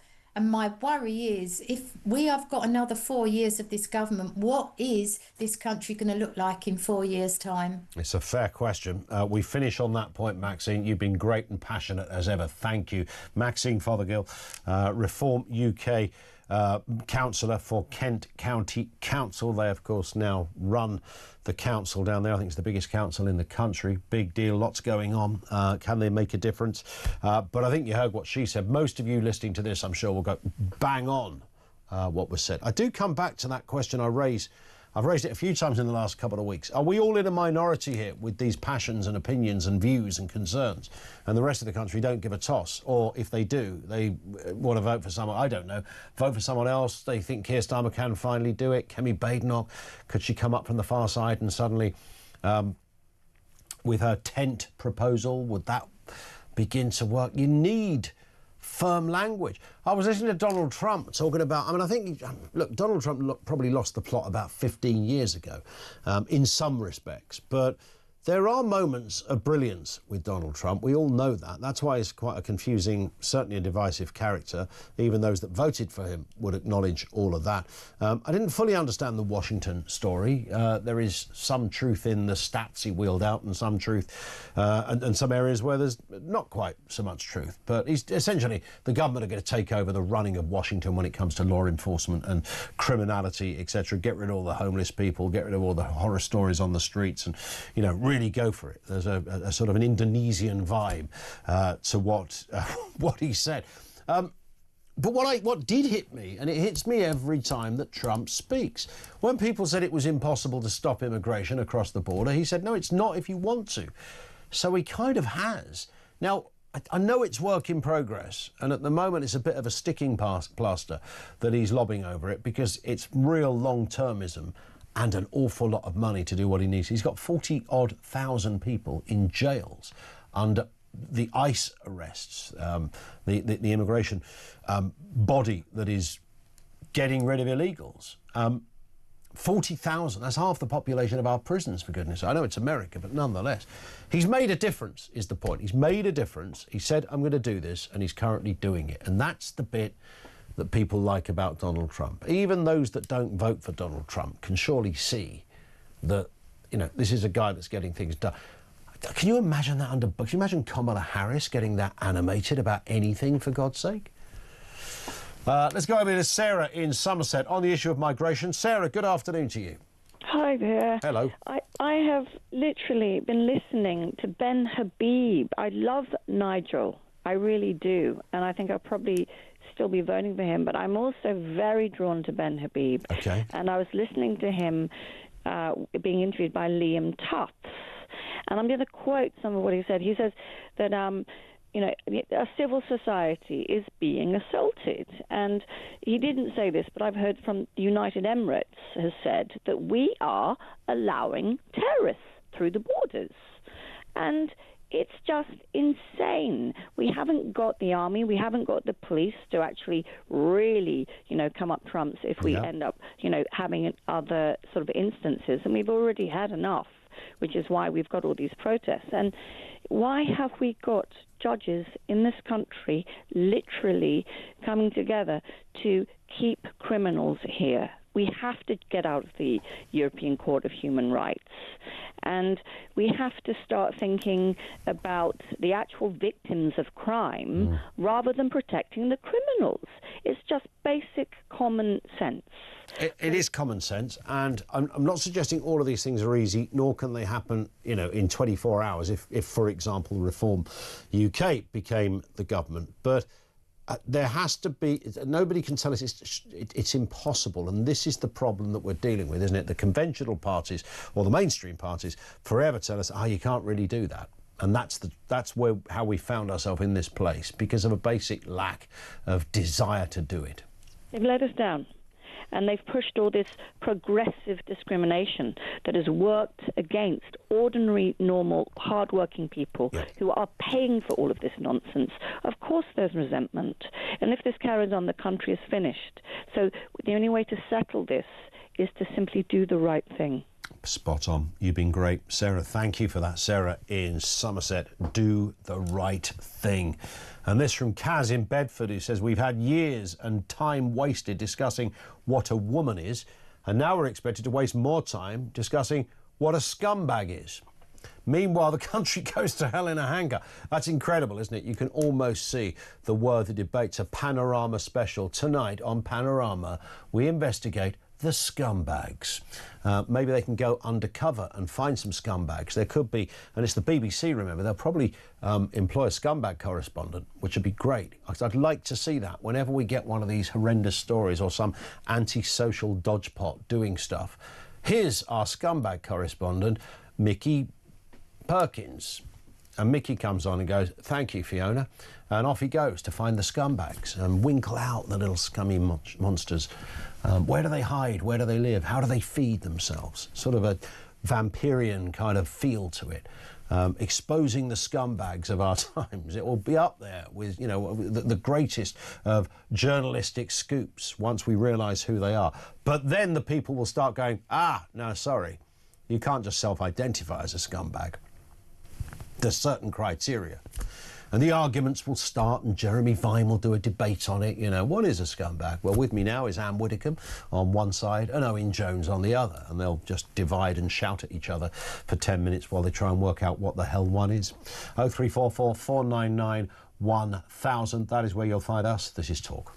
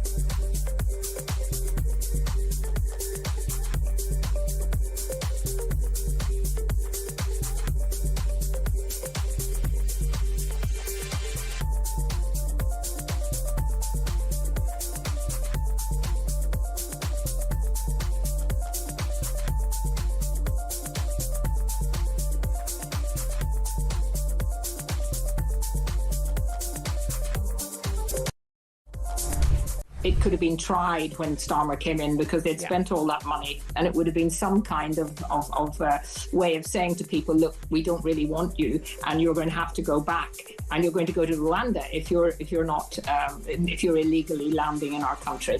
But I think for me, the bottom line in all of this is that everyone who's arriving cannot be treated in a better way than we're treating our homeless people who are already on the streets. Many people are veterans or people who are quite poor.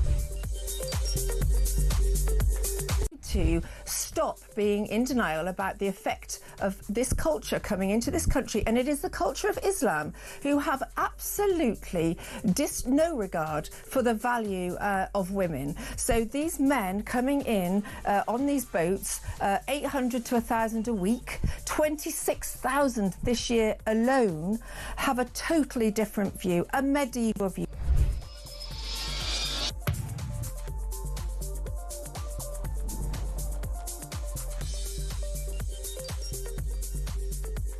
Why are they being housed in hotels? Why are they being clothed? Why are they being given money and free pickleball or cinema tickets or whatever it might be? We have to stop the pull factor. We are a laughing stock. We are being looked at by the rest of Europe, and in fact the rest of the world, as such a soft touch. That's why people are leaving safe countries like France to come to England. Yeah, it is absolutely and utterly ridiculous how bad it's got. I mean, the Tories were bad enough.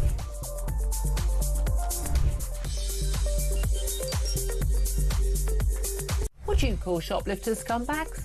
I'd call them scumbags, and worse. Yes, this is modern parlance for perfectly understandable what we think of people who are just stealing from other people. It's normal parlance, and to think that the police even thought it worthwhile to visit, quite frankly. Across across the UK. On DAB+, on your smart speaker, on your smart TV, and on your side. This is Talk.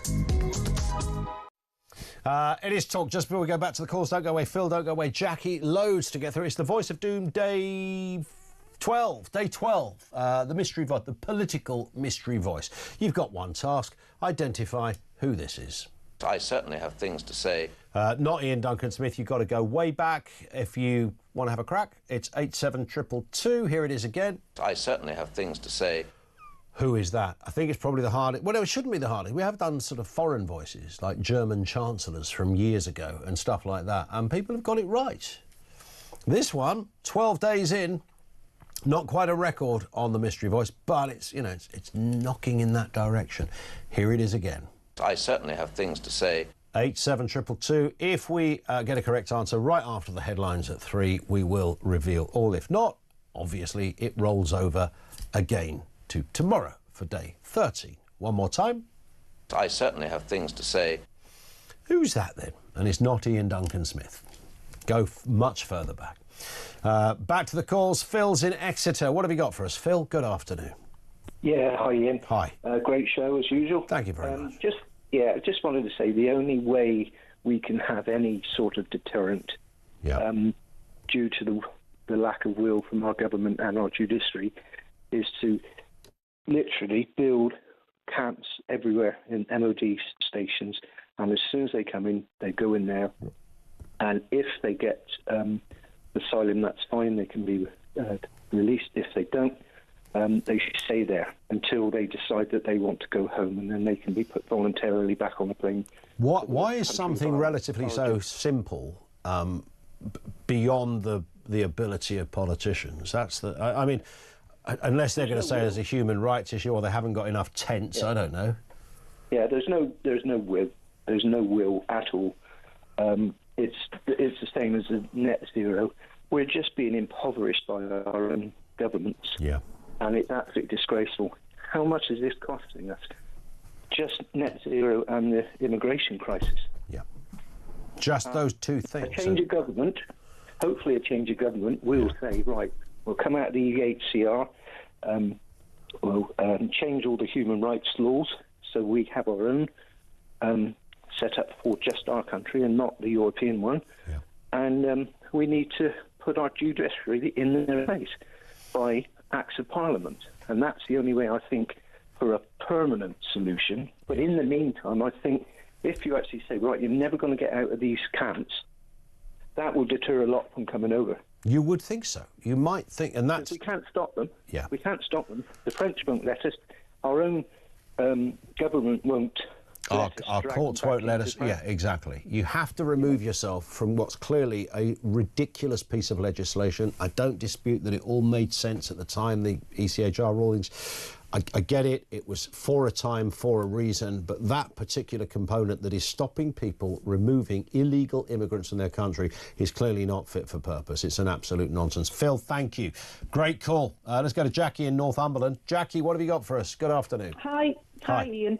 Ian, I was just curious to know, obviously, as discussed earlier, we're a compassionate country. What are the European laws for France? Do they not have a duty of care? Because obviously, from what we've seen, they tend to turn a blind eye and let people... Yeah, I mean, that's a good point. Apparently, if you go to northern France, I mean, where these people are living, it's horrific. You know, I don't know how the French get away with not having to do more to address that. I'm sure there's a French lawyer somewhere trying to find a solution. Yeah, and I know that this is very radical. It would never happen. But my second thought is, OK, so the French don't seem to stop them, off they come on the journey. Yeah. But we then have a welcome party. We meet them. I heard apparently they were only 4 miles off the French coast recently, and we pick them up using Border Force. What would happen if our Border Force just turn a blind eye and then you arrive in the UK on a beach, no money, no clothes, no accommodation? Is that not a deterrent? Well, you'd think it would be, wouldn't you? And as our previous caller suggested, Phil, you know, if you were put into a place where, you know, no one's going to abuse you, no one's going to starve you, but you're just going to be staying in a tent, in a field, then I've got a funny feeling that's a very different, a very different result from staying in the Four Seasons Hotel, right? And the last point, just to pick up on your guest earlier from Labour, I was quite shocked when you mentioned the ECHR and the appeal process, and you brought up the chicken nuggets and the usual stories that we've heard. And the words he used, I'm unaware. That is the whole problem. Yes, he said he was unaware about the chicken. I mean, who's not heard the chicken nugget story? It's not even. It's not like some Daily Sport invented satirical story. It's actually true. It has happened, and to have somebody, who's a part of the government, I'm unaware, and that just speaks volume. You're just totally out of touch with the feelings of the people and what is happening and what isn't happening. 100%. Great call, Jackie. Thank you. Have a lovely afternoon. The weather is mostly glorious out there. Unless you live in Lerwick or something, then it's probably a bit chilly, but it always is. It's summer, right? It's meant to be summer. And we will be hearing people, as Julia was saying earlier, suggesting that death is imminent because it's hot. That's not true, by the way. I mean, people can have a heat stroke. They can have an effect to inclement weather. If it's too cold, if it's too hot, can affect some people. It's happened forever. It's kind of the way it is, funny old life and all that, not always picturesque for everyone. But it's hot because it's the summer. It's sort of that simple. 0344 499 1000. We've got some great messages as well. I want to get through a load of those in the next section too. And we're also going to talk in the next hour as well. And I think, we'd be failing if we didn't. And look at Trump and Putin. We'll speak to Malcolm Nance. He's a former US Navy intelligence officer. He's not particularly enamoured with Donald Trump. But then we're going to speak to Stephen Gill as well. He's a former advisor to Clinton and Bush administration. So two very different voices on a big global dilemma. We've also got the voice of doom. Who is this? I certainly have things to say. Find out after the news at 3.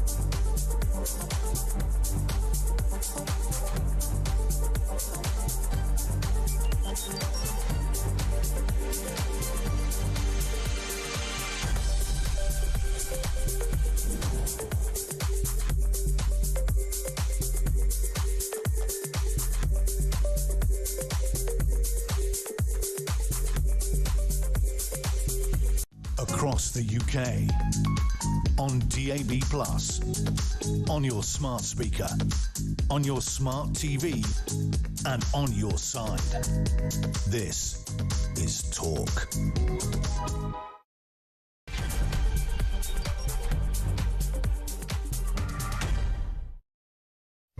Indeed it is. Welcome back. It is the home of common sense. Loads to get through. We are, of course, focusing, and why would we not be, on that issue of Keir Starmer. He is the chief recipient of a new accolade. More illegal migrants crossing the channel than under any sitting UK Prime Minister in a year. Over 50,000 since he took office. Crossings rising 48% this year alone. On the other side of the House, Kemi Badenoch for the Conservatives has proposed migrant camps over hotels. That's not really been said before out loud in this way, while Labour's anti-gang pledge faces criticism amid ongoing concerns over safety and costs. We'll have more on that and more comment from you. We're asking that question, how do we stop what is going on? And how do we stop the madness, even? Also, universal credit claimants have hit a record 8 million, with 46% unable to work due to mostly illness or age. Claims are rising by 58,000 a week. Women making up the majority of claimants. We'll have more from you on that as well.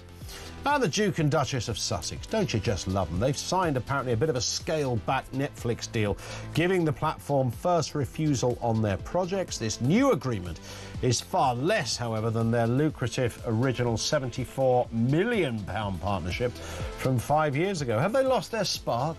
Is there something going on? I've never watched a single Meghan and Harry programme, and I have no intention of starting now. But somebody apparently is checking them out. Who the heck is it? Details on the way. Everything you need to know. All the breaking news right here on Talk. 0344 499 1000. Now, Ukraine has said they may freeze the front line, ceding territory occupied by Russia. Meanwhile, Donald Trump has praised Putin ahead of their meeting in Alaska next Friday, while confirming Zelensky is not invited. What is happening? I can't work out whether he's, 1 minute it's like they had the moment in the Oval Office, didn't they, with that right old row with JD and Donald Trump. And Zelensky was sort of almost person non grata. Then it was Putin that was the bad guy, and Zelensky is a good guy. Yeah, we can deal with Zelensky. Now is Zelensky the bad? What's going on? In a moment, Steve Gill, former advisor to the Clinton administration. First, let's speak with Malcolm Nance. Let's see, of course, his former US Navy intelligence officer and author as well. Good afternoon to you, Malcolm. Good afternoon. Nice. And one thing you did miss is I'm a former Ukrainian Army International Legionnaire. I served in combat in the first year of the war. Well, that's good to hear as well. So very relevant to all of this. I mean, did you share my confusion, firstly, on, Mr. Trump? I know he does move around on quite a lot of issues. I know you're not his biggest supporter, we can say that. But on this one, I am a bit confused, because we had, Zelensky was almost beaten up in the Oval Office, I thought. And then... so he was the bad guy. Putin, hey, he's all right, this Putin guy. Then the next minute, Putin's the bad guy. Zelensky's the man we can do business with. What is going on? Well, you have a right to be confused, because Donald Trump's policy is not a policy. It's a feeling. It's a series of whims, and it's a vibe that only he understands. Listen, I've written 4 top 10 New York Times bestsellers about Trump and his relationship with Moscow. And when he came into the Oval Office, remember, he said he would end this war in 24 hours. We all knew that that wasn't possible. That was all braggadocio. But when he got into office, first he was fully on side with Moscow to try to make a deal that benefited Moscow. He cut off weapons to Ukraine. Then he tried to get Moscow to come to the table. Steve Witkoff, his negotiator, was being led around by the nose ring. He's met with Putin 5 times. And the only thing that's come out of this is that Moscow wants what Moscow wants, and Trump can't seem to make them concede to anything. So, Trump really wants access to the hundreds of billions of dollars of sanctioned money that's sitting in Russia. And that appears to be his only concern. But is it I mean, look, he's around the table with him this Friday. So, yeah, OK, it didn't happen in 24 hours or whatever it was. Maybe that was more of a metaphor or an example of, I will certainly go faster than dear old Joe Biden did, and certainly will do more than Kamala Harris might. So they are around the table. I mean, that's, you know, you've got to give him credit for that, Malcolm, surely. You know, they are getting together. He's met with Zelensky. He's now meeting Putin. Sure. But I want you to put it into this perspective. This is essentially like asking Winston Churchill to sit down and negotiate with Adolf Hitler after the Battle of, Dunkirk, right? And or actually after Normandy. Russia is not winning this war by any stretch of the imagination. Their entire oil industry is aflame almost every day. The battle lines are fixed. The most that they can move is a few kilometers per year on that front.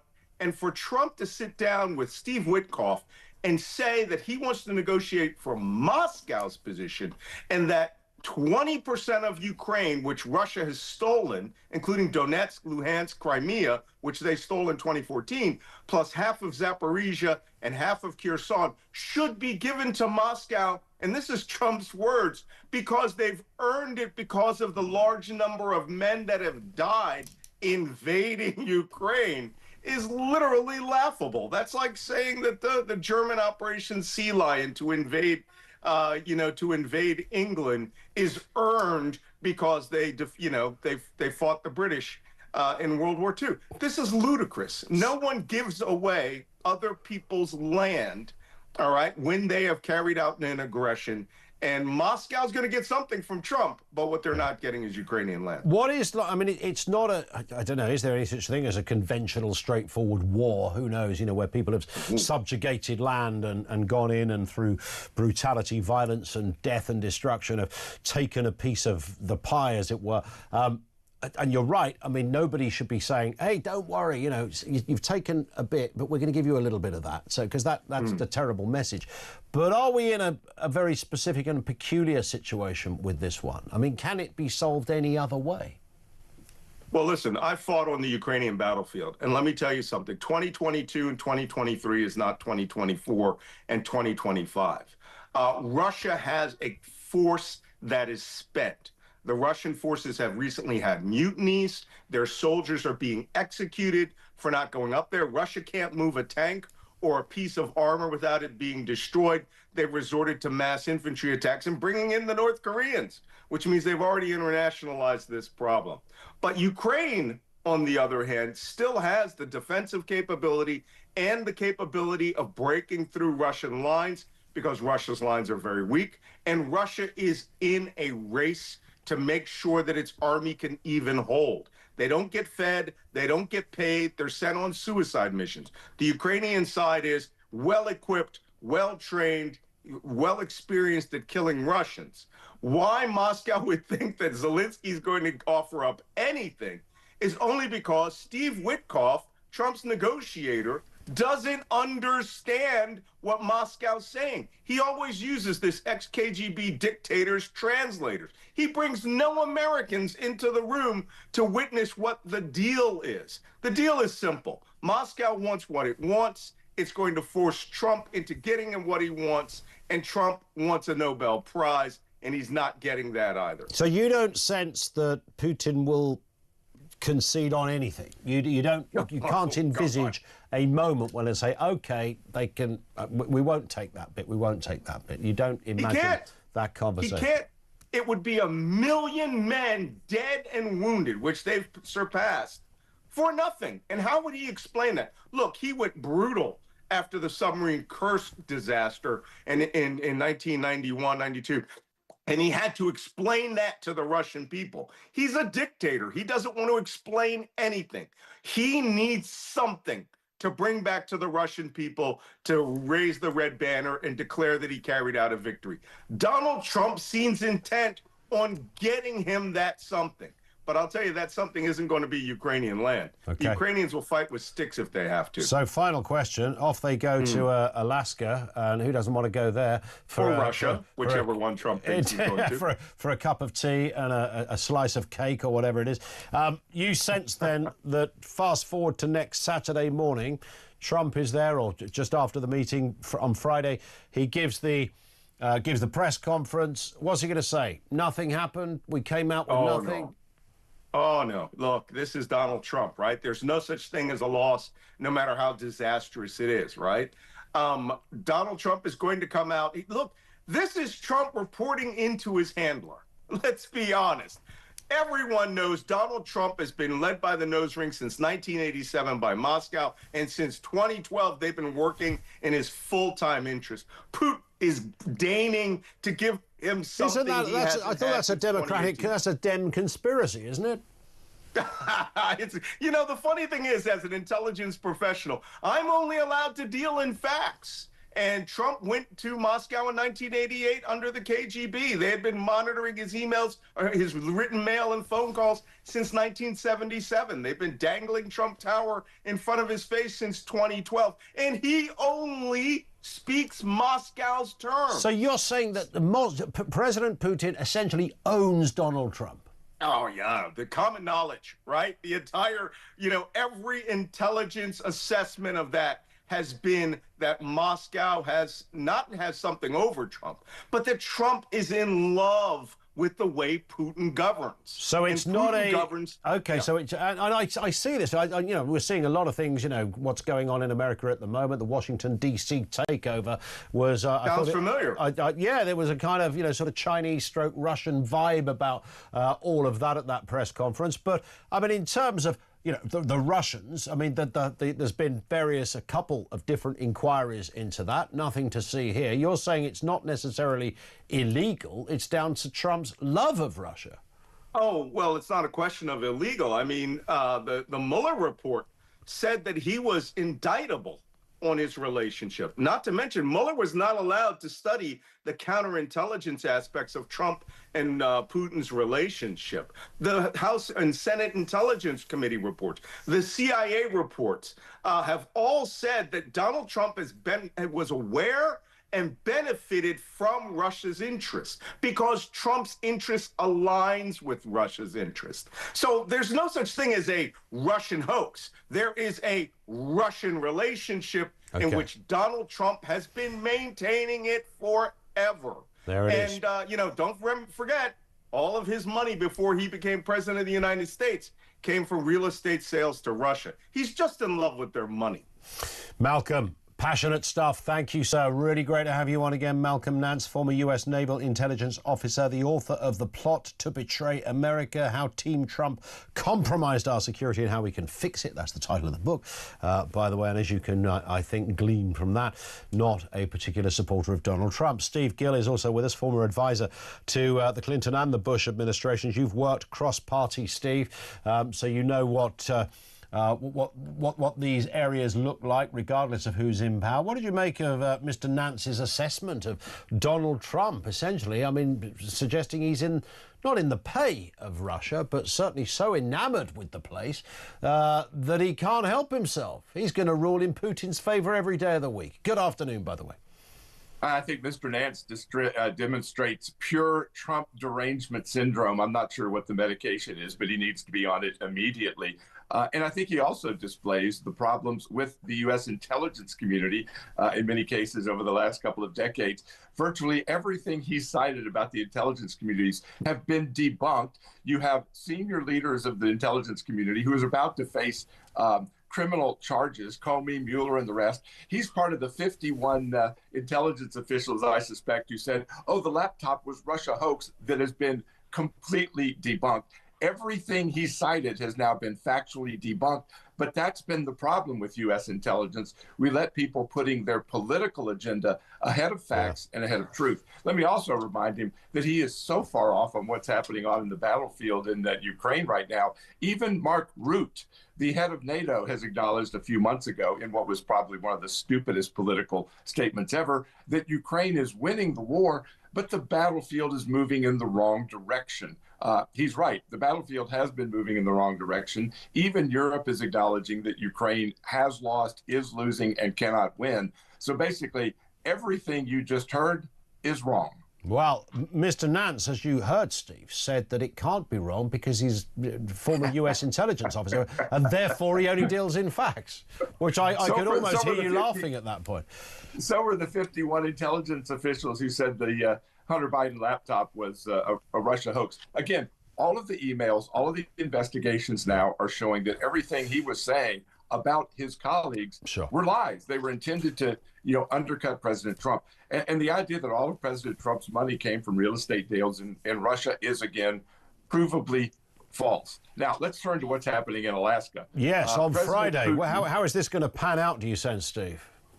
I think that what we're seeing, and again, if Mr. Nance would like some more immediate information, the Ukrainians are fleeing from various front lines. The idea that they haven't made but a 1 kilometer gain in the last 3 years. It's been dozens of kilometers in the last couple of days. Zaporozhye, the nuclear plant, is virtually surrounded. Kharkov, Pokrovsk. These areas are about to fall because it is the Ukrainians who are running away. And he cited the Kursk invasion. That was when Ukraine decided to invade the middle of nowhere Russia, lost 20, 30,000 men to accomplish absolutely nothing. Look at the exchanges of prisoners and bodies in the last several months. 19 Russian bodies for 1,000 Ukrainian bodies, 6,000 prisoners, Ukrainian prisoners being traded for a couple of grandmothers and a couple of hundred Russian prisoners. The facts are completely different from what he cited. And I think that's what you're going to see play out this Friday. President Trump, without the shield of people like Lindsey Graham and others giving him the same kind of misinformation we just heard, is going to hear directly what the reality is, both in terms of Russia's economy and what's going on in the battlefield. I think what you're going to see is President Trump is going to make the move to get this conflict resolved, stop the death of hundreds of thousands on both sides. And I think what you're going to see is that Zelensky can either accept ceding territory that has already been taken, has already been lost in the situation of Crimea. It's been over a decade, and the people of Crimea voted to be part of the Russian Federation. Sometimes we hear the world talk about self-determination. They have self-determined. They were Russian-speaking, Russian-identifying, the same thing with Luhansk, Donetsk, Mariupol. They have voted with their polls, not just with their feet. And meanwhile, again, the Ukrainians have been voting with their feet. Over 1 million military-age males have fled Ukraine rather than fight for their country. Yeah. That tells you everything about the basis of what's going on in Ukraine, including a new poll that shows that Ukrainians want this to end now. And Zelensky is even having to lie to prevent having a resolution. He's claiming that their constitution prevents ceding territory. That is an absolute lie. Their constitution requires that you have a referendum before you can transfer territory, not that it bans the transfer of territory. Sure. I say this as a lawyer who's actually read it. He is lying in order to prevent a cessation of these hostilities. I think you're going to see President Trump meet with Putin, and at the end of that meeting, they're going to say, look, here's the deal. Zelensky can even sign to it, or the U.S. is going to back off, and the U.S. is going to move towards improved business and diplomatic relations with Russia, which I think is going to be the result of this meeting. Yeah, and we are dealing with two rather curious characters in Zelensky and Putin, maybe for different reasons. This Zelensky character, I've always thought, frankly, was a little bit strange, and his position and how he got there, and all that goes with it is perhaps questionable. Nobody, I wouldn't want to sit and have a pint of beer with President Putin either. But maybe it would be rather interesting to hear his stories from back in the day. However, the reality is Donald Trump is the man in the middle. Simple question: can he solve the problem and bring peace to Ukraine? I think he can, but the problem with his promise initially, I can get this done in 24 hours, is you have to have two willing partners. Yeah. Zelensky has never been willing to accept reality. He is profiting. His administration is one of the most corrupt in the world. He's had to terminate dozens of his senior leadership for corruption. President Trump is already asking the right questions. Where's all the money gone? Hundreds of billions of U.S. dollars have gone into Ukraine, and nobody can account for it. There's been no accounting. There's been accountability. And I think that's the right question. Where has all that money gone that was supposed to go to weapons and munitions? Now, we've had warmongers in the U.S. who are getting the benefits of military sales, whether it's to Europe or whether it's to Ukraine. And they're the ones you see on Fox and all these other stations saying, yeah, let's keep the war going till the last Ukrainian. And they are almost down to the last Ukrainian as they're grabbing people off the streets, sending them to the front lines to their death.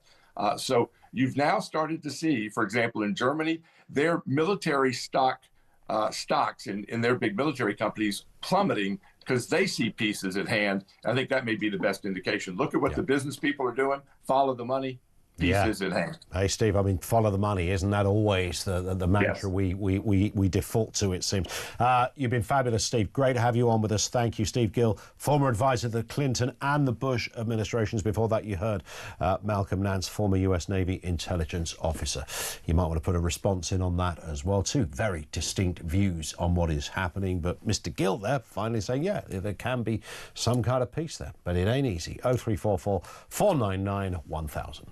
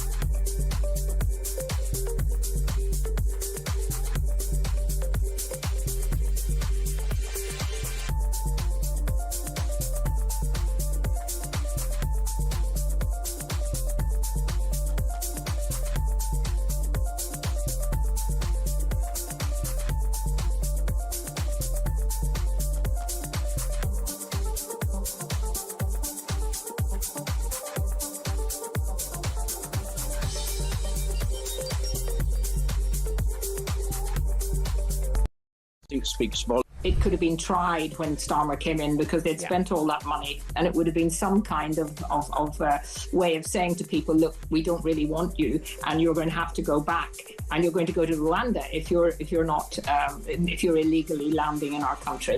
But I think for me, the bottom line in all of this is that everyone who's arriving cannot be treated in a better way than we're treating our homeless people who are already on the streets. Many people are veterans or people who are quite poor.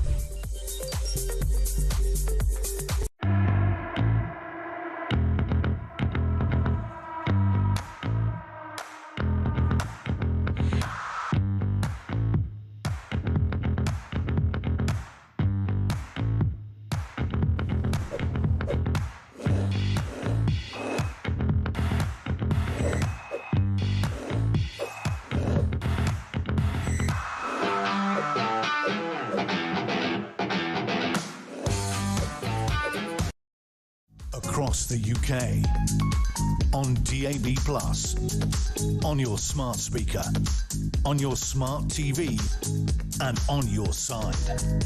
This is Talk. It is Talk, 3:25. Back to you on the phones. This is Liam down in Kent. What have you got for us, Liam? Good afternoon to you. Good afternoon, Ian.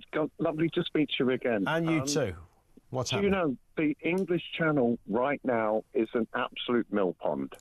I've just been out into town. I tell you, if you use an app called Marine Traffic, typhoons out there, rangers out there, hurricanes out there. So there are hundreds coming across again today. Hundreds coming across. So you're able to just tell me, sorry to interject, Liam, you're able to do that, but looking at apps and see the kind of vessels that are out there, is that right? Yeah. If you go, it's called Marine Traffic, and you can actually see. So Border Force Ranger, Typhoon, Hurricane are all out there right now. Yep. And I tell you, it started at about 2:00 this morning, and when you live down here in Folkestone, I'm sure you know the Lees, and I do. Right. So then you hear the helicopter, the Air Sea Rescue helicopter going. You think, okay, today's going to be a busy day, and so this 50. That sounded like a kestrel. Yeah, all the time. all the time. Now, us lot living down here on the actual front line... On the coal face of the issue, yeah. On the coal face of the issue. Thank you for actually saying that. It's a nightmare. It's an absolute nightmare. And do you know what? Today is a lovely, lovely day out there. Yeah. But the English Channel is a complete mill pond. You could swim across to France, but I tell you, they're all out there again. So I'm thinking, oh, there's going to be more. Here we go. When is this going to stop? I tell you how this can stop, Ian. Right? And you're a good man. I know you're a good man. Yeah. But how this can stop is that we have to stop the incentives, stop giving them houses, stop giving them hotel rooms, just stop giving them everything, because I don't blame them, but the French don't want them. But right now, as we speak, at what is it now? At 3:30 on a Tuesday afternoon, they're still coming. They're coming. We don't want them. Well, there's going to be more, and as you rightly say, the weather is the very seductive, kind of almost decisive part of the plan. I thank you, Liam. You speak from, again, I use the phrase once more because I know you liked it, the coal face of the problem. Liam down in Folkestone in Kent. Just before I talk to Steve, no, in fact, let me talk to Steve first. We didn't do the voice of doom, did we? The payoff. We'll do that in a sec. Steve's in Ipswich. What have you got for us, Steve? Afternoon. Can you hear us, Steve? Yeah, I can. I'm just trying to get out of a railway station, but... OK, mate. We can hear you. We can hear you loud and clear. This is on the issue of Ukraine, right? This is on the issue of Ukraine. I have no idea what the competency or political loyalty of that so-called professional that you had on. Yeah. I went out there as a military volunteer in 2022, along with, at that time, 20,000 people from around the world, all shades, all colours. They went out to help. Help we did. And I'll tell you that man is wrong. He should stick to law and leave the military to people that know what they're talking about. The Russian losses at the moment are between 1,000 and 1,500 a day. The Ukrainian losses are maybe 200 a day. All of them tragic. But the Ukrainians are fighting for their country, and the Russians are dragged off the streets and out of gyms and largely recruited from either prisons or from the Far East, where people don't look like Putin and he doesn't care. So for him to say that the Ukrainians are losing is bizarre. They've decimated his Black Sea fleet. Well, that's how I kind of understood it. That there was, that Russia were kind of militarily were on their knees compared to what they once were. It's a stock military defence. Yeah. You're faced by a superior enemy. You have a massive country. It takes 2 days to drive across Ukraine to get to the front line from the border. It takes me 2 days to get to the border if I'm driving across Europe. So what you do is you defend in depth. You collapse your defence slowly. It's always far harder to assault than it is to defend. And it's exactly what the Ukrainians are doing. Yeah. There's 1 million people have left. I don't know that statistic. I've never heard it before. But we definitely know that a lot more than that Russians have bailed out of Yeah, that's very Russia. true. That is very true. What do you think, Steve, in terms of Friday? Donald Trump's there. I mean, it's not it's the start of something. It's not the full conclusion. Do you have confidence that Donald Trump, as this kind of mediator, can bring peace to Ukraine? If Donald Trump seriously believes that in the interests of the Western civilization, the Western world, and democracies around the globe, that allowing Putin to jump into a place where he had a agreement not to go in. In fact, America, England, France, and Russia all had signed an agreement to protect Ukraine's integrity after they gave up their nuclear weapons. So Putin and Trump have got an obligation that they're clearly happy to blow out the window. The only thing that I can say positive about this government so far, and that's a stretch, is at least they've defended the right of an attacked nation to defend itself and give them support. Because if they don't, both nations. Yeah, it's a fair point. Listen, Steve, your line is slightly getting the better of us, but I think we got to the point that you called to make. Thank you, Steve in Ipswich. Great point on Ukraine. What is likely to happen? I mean, this is, and does the credit that Donald Trump will get for this will be, assuming it does end in peace and there's no more fighting, there's no more death, and they come to an arrangement of some kind. Trump's status globally, even those that hate Donald Trump will go, well, I don't like the guy, but, and it will always be that, if this happens. Very briefly, the Voice of Doom. We did in the last hour, it seems it's almost an hour ago now, the Voice of Doom, the mystery voice, with a political angle to it. This is The Voice. I certainly have things to say. Who is that? These are some of the guesses. Tim Renton, Enoch Powell, Stanley Baldwin, Harold Wilson, Joseph Chamberlain. Joseph, I don't know of Joseph Chamberlain. I'm sure it's obviously a relative, I'm sure. Michael Foot, Douglas Murray. Douglas Murray comes up every time, despite the fact that he's never been a politician. And when I say you've got to go way back, you're in the kind of Powell, Baldwin, Wilson era on this one. Jeremy Thorpe, no. Anthony Crossland, no. Keith Joseph, no. Horace King, who is, my history serves me correctly, was a former Speaker of the House of Commons back in the day. Yeah, you're in that kind of era, though. No is the right answer. We didn't get a right answer. It rolls over to tomorrow. Day 13, Voice of Doom. Can it go tomorrow? Maybe we'll start throwing in a few clues. Let's find out. We're going to talk to Rupert Bell in a few moments, Talk's royal correspondent, on Harry and Meghan signing a great big fat deal to make them even richer. Can you hardly wait for the next Netflix show to land? More from Rupert coming next on Talk.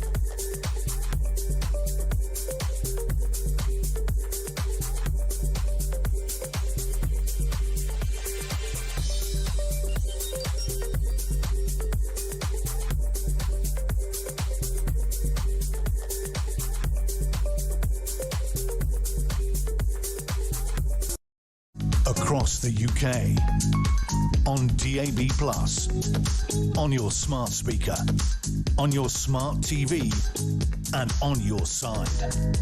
This is Talk.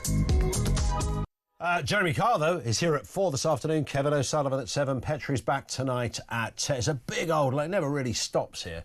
It's a big lineup, proper common sense. Your chance to get your views in like nowhere else in that world. There are places that promise you we let you air your views. That might read out a few texts, but not really. You take the point. 0344 499 1000. Now, we're going to move on in just a second to the next story of Meghan and Harry. First, let me just give a couple of comments from you. James says, if there is no will from government to stop illegal channel migrants breaking into the UK, maybe deducting a percentage of each cabinet minister's salary for every 1,000 illegal immigrants would help concentrate their minds. Then see how quickly the will to solve the crisis can be generated. That's a really good point. Perhaps it needs that. Fern in Glasgow says, what odds do you think I would get today betting that these Putin-Zelensky peace talks get derailed and never happen? I bet they won't. I mean, the most bizarre thing, when you have that much power, if you're Putin, for example, he's the invader of this. Let's remember that. He invaded another country. Now, I know he's a maniac. That goes with the territory of being who he is, where he came from, his backstory, what he stands for, what his ambitions are for Russia. So I get that. But even by maniacal standards, wouldn't you lay in bed sometimes and go, I could just get out of it, I could stop this now. And if Zelensky gives me some bits, even though that's not right, then maybe, you know, we can all go home. But let's see what happens. I certainly share the cynicism.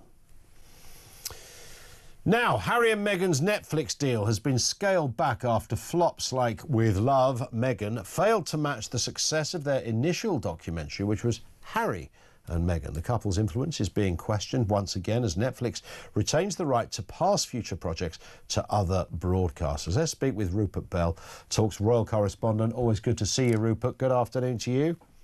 Good afternoon, Ian.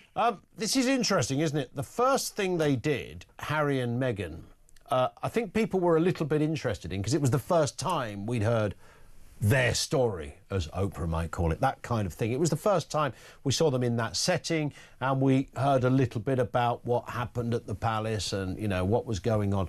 So it served a purpose, if you like. But after that, I get the sense, and I'm sure there's some die-hard American viewers that are loving every bit of it, but I get the sense that people just aren't that bothered or interested. I don't think they are, but there is a curiosity value when it comes to Meghan, taking the adage that all publicity is good publicity. Yeah. And there is a sort of freak show element about watching some of the stuff that she's done. Some people will like her cooking show, but it was pretty fake. It wasn't even filmed at her house.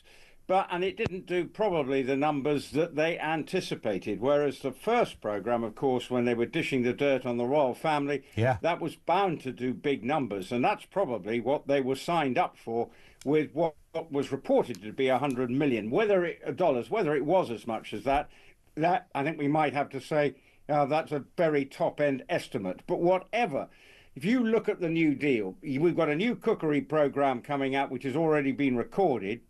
We're then going to have a holiday Christmas special about how to give a perfect family Christmas. Well, if I'm last looked, Meghan doesn't seem to have many members of her family around, and Harry hasn't got many members of his family around. No. So looking at how to give the perfect family Christmas, it's not the Meghan way at the moment because they're a little bit limited from all sides. That's a very good point just on the family, because we've got Meghan's family who, you know, appear on Good Morning Britain more often than Susanna Reid, it seems. And then you've got Harry's family, who are the royal family. And they're not talking to anyone. I mean, what does a Christmas at Harry and Meghan's is going to be like probably quieter than my Christmas is going to be. Well, of course, she's going to be talking about how you entertain friends. Well, she's not quite getting the A-list friends that she anticipated, but I'm probably being a bit cynical. Where I think this deal does fall, it's a sort of, because they're also Netflix helping to, with the As Ever brand in the distribution of the content that is available through that, and they say they're delighted because all the content sells out pretty quickly. My view on that is they just don't have enough product, and they're looking at the sellout gives a sort of false idea of manic demand for what she's offering. Bearing in mind she started out offering jam, but then it went to spread, so not that she could tell the difference. But so I do think it's a PR saving operation for both, because Netflix wouldn't look good if in saying, well, we've just wasted 100 million. No. Meghan and Harry, they need for it to say, look, as they have said, look at our deal, we're still working for them. It's on a different format. It's definitely a downgrade, but they are now still working with Netflix. So from the Sussex's point of view, they will view that as a plus. But what they do need to come up with is programs that actually move the dial. The Polo documentary didn't. The Invictus Games one sadly didn't, although it was well-intentioned. There's supposed to be a documentary coming on about life in Uganda and helping people with AIDS that they are putting together. And there's talk of a film project in development. So there are things in the pipeline, but whether anything is going to actually give a sort of showbiz razzmatazz move the dial kind of ratings, I'm not sure they've got that. But I see it as a PR saving operation for both sides. It's incredible. They obviously are worth a few quid and arguably don't have to work again with both either the original Netflix deal, even if it was half of what was originally said, and then of course all the other various projects they've had going on. So they're very rich. They're very rich. But of course, when you're at that stage, and when you're Harry, and particularly when you're Meghan, that's not really the only factor in all of this, is it? It's staying relevant. That's absolutely key. It's crucial to her to stay relevant.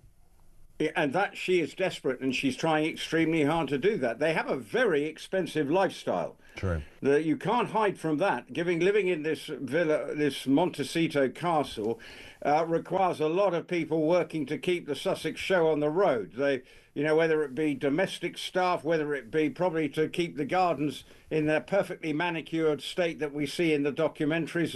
You know, so they have a high net worth lifestyle, so that is not straightforward to manage. You know, there's not necessarily a bottomless pit of money, even though on the face of it they did these multi-million-pound deals, because once they dry up, then they could just be hemorrhaging money. So that's why she is desperate for this as ever range to work and getting money from that, whether it be the rosé, putting a name to a license for that, or other products to work, because that will be the way that she can see of generating money and maintaining the lifestyle that she wants.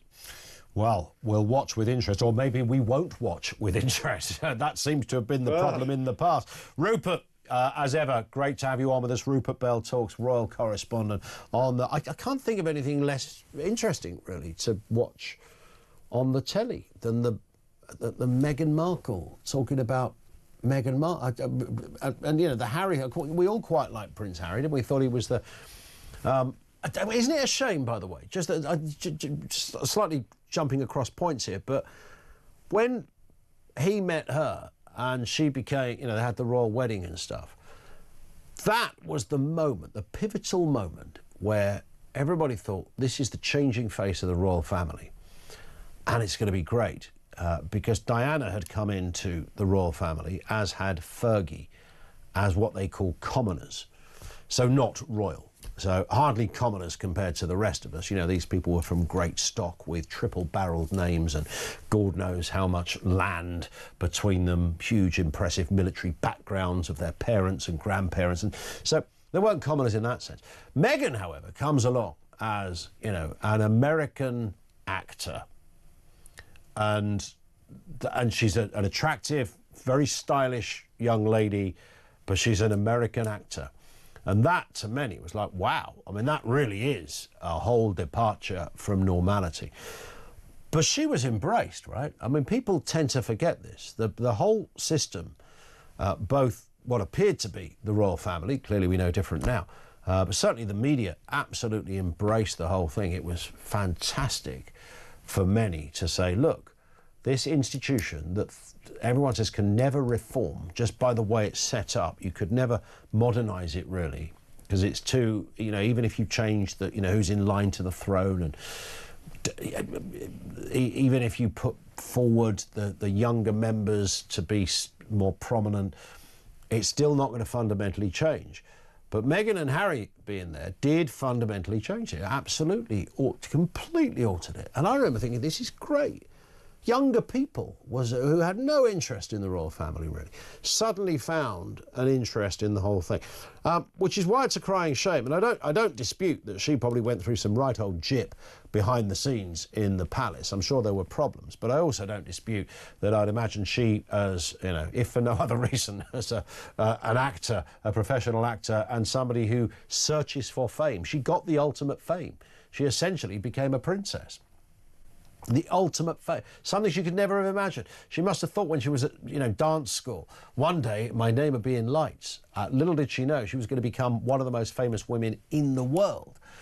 And I think she didn't like that, because there are limitations that have to go with that. And the whole thing became a bit of a clash, and what a damn shame. But Harry in particular, probably over and above William back then, was the one we kind of liked. He was the cheeky guy, liked a bit of a party, he'd been out, liked a cigarette and a beer, and it's that level of accessibility that we want. And we know he'd been through the mill, and and who wouldn't be particularly affected by your own mother's death at such a young age. He was young, she was young, but perhaps more so than his brother, outwardly at least. So yeah, he was like the bloke we wanted up there in the royal family. Him and Meghan, between them, they had this whole thing covered. Then it just fell apart like a house of cards, came tumbling down. And the rest we know. And now they're scratching away for a new Netflix show. Previously senior members of the royal family. I mean, you can't really write this stuff. Let's go back to your calls. Mark is in Cambridge. On migration, Mark, what have you got for us? Hi. Hiya. Yeah, I've just had a thought. Rather than us, we can't seem to process anyone on land. It just seems an impossibility, whether it's in France or in this country. So why don't we change our mindset and process them at sea? Commandeer a few ferries, kit them out for mass processing units, and on that magical borderline between France and the UK, where we have to pick them up, the boats come in, we process them 24/7. It's a yes or no. If it's a yes, no problem. We boat them to England and go through the processes. If it's a no, which let's face it will be 99.9%, then we say no. And we either send them back and get the French Coast Guard to pick them up to take them back to France, or we ship them to England in a detention centre and send them straight home. One of the problems, you're right, has always been the processing on land, like you just said. In Australia, when they came up with their boat scheme, I know it's not exactly the same, like for like, but the bit they did great. They didn't do the processing on on Australian soil, in the country itself, and that was key to how they. So no one who ever got picked up by a boat on the seas around Australia ever went to Australia. Even if they were told that they were legit, they went to another domain that Australia either had an agreement with or an island that they had domain over. So it was brilliantly worked out. I don't know. And I know that previously, I think UKIP, I'm sure Gerard Batten, when he was running UKIP, made a similar point that the processing of this, he'd have had a very different way of dealing with this, I know he would.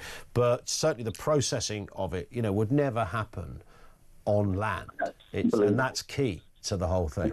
And just one more point, if I'm allowed. Yeah, go. Obviously, hearing that staggering figure of 8 million people that are now claiming something. Obviously, I've got too much time on my hands, but I had a quick look. That is the equivalent, are you ready for this, of Lithuania, Slovenia, Latvia, Estonia, Cyprus, Luxembourg and Malta all claiming benefits. Well, blow me sideways and call me Doreen. I've never heard. That's incredible. How scary is that? Yeah. And that's even not 8 million. That's about 6.7. So we've still got 1.3 million, but I couldn't find a country in Europe that sort of had that same amount. But that's the equivalent. That's how much money. Leaping lizards, as the phrase goes. That is incredible. Mark, that's a brilliant call. I love a factoid as well to finish off with. Thank you, Mark in Cambridge. More from you on the way. Jeremy Kyle comes in to tell us what's going on. 0344 499 1000. This is Talk.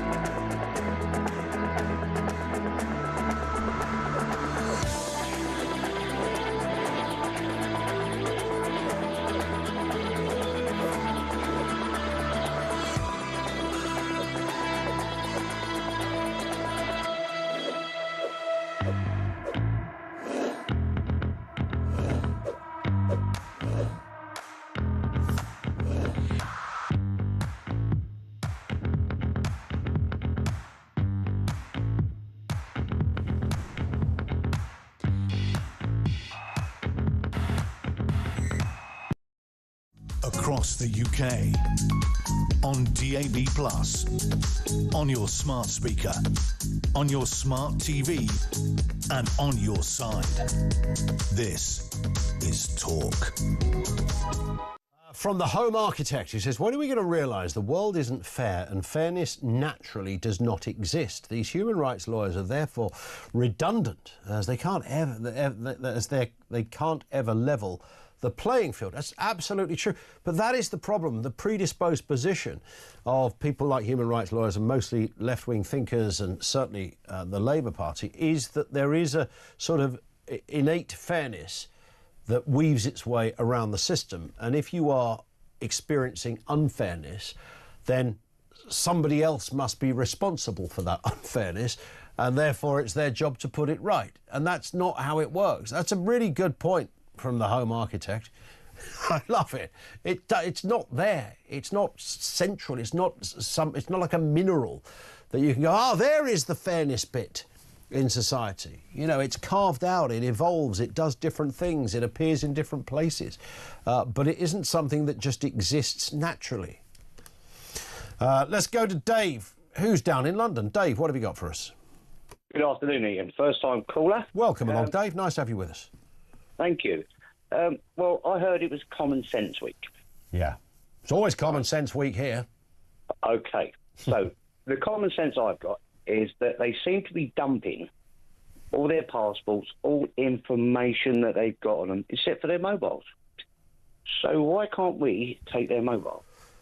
Well, there used to be a suggestion that mobiles got dumped as well, but clearly not all. If any of them turn up with a mobile, let's stop all their communications. Well, wouldn't there be intelligence you could get from the mobile as well? Well, that's what I mean. So take their mobiles away. Yep. Take all internet coverage away, right, and just leave them with a celestial TV that they can watch.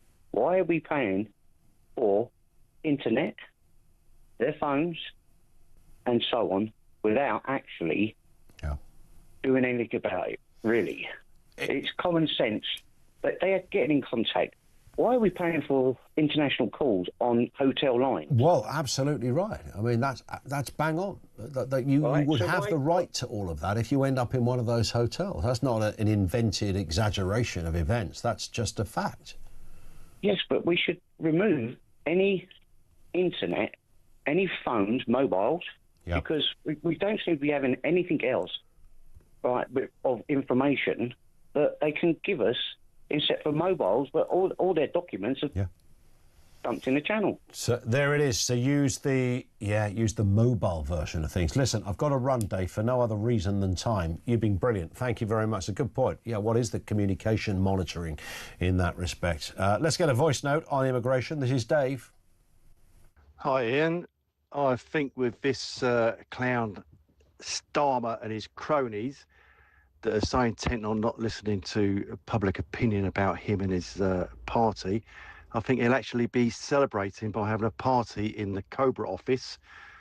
High fives all round for breaking the record on the illegal immigrants this year, with a takeaway curry and a bank holiday for the rest of the country so we can help him celebrate. There it is. That was Colin, by the way, not Colin. Brilliant. I love it. Yeah, they'll probably be going, badge of honour for Keir. You did it. You got the bullseye. You got 50,000. Rishi only managed 28. There'll be... we had a lot of comment when we had two American guests. This is referenced Trump and Putin a little earlier. Malcolm Nance, former US intelligence officer, and Steve Gill, former advisor to Clinton and Bush. There wasn't a lot of love for Malcolm.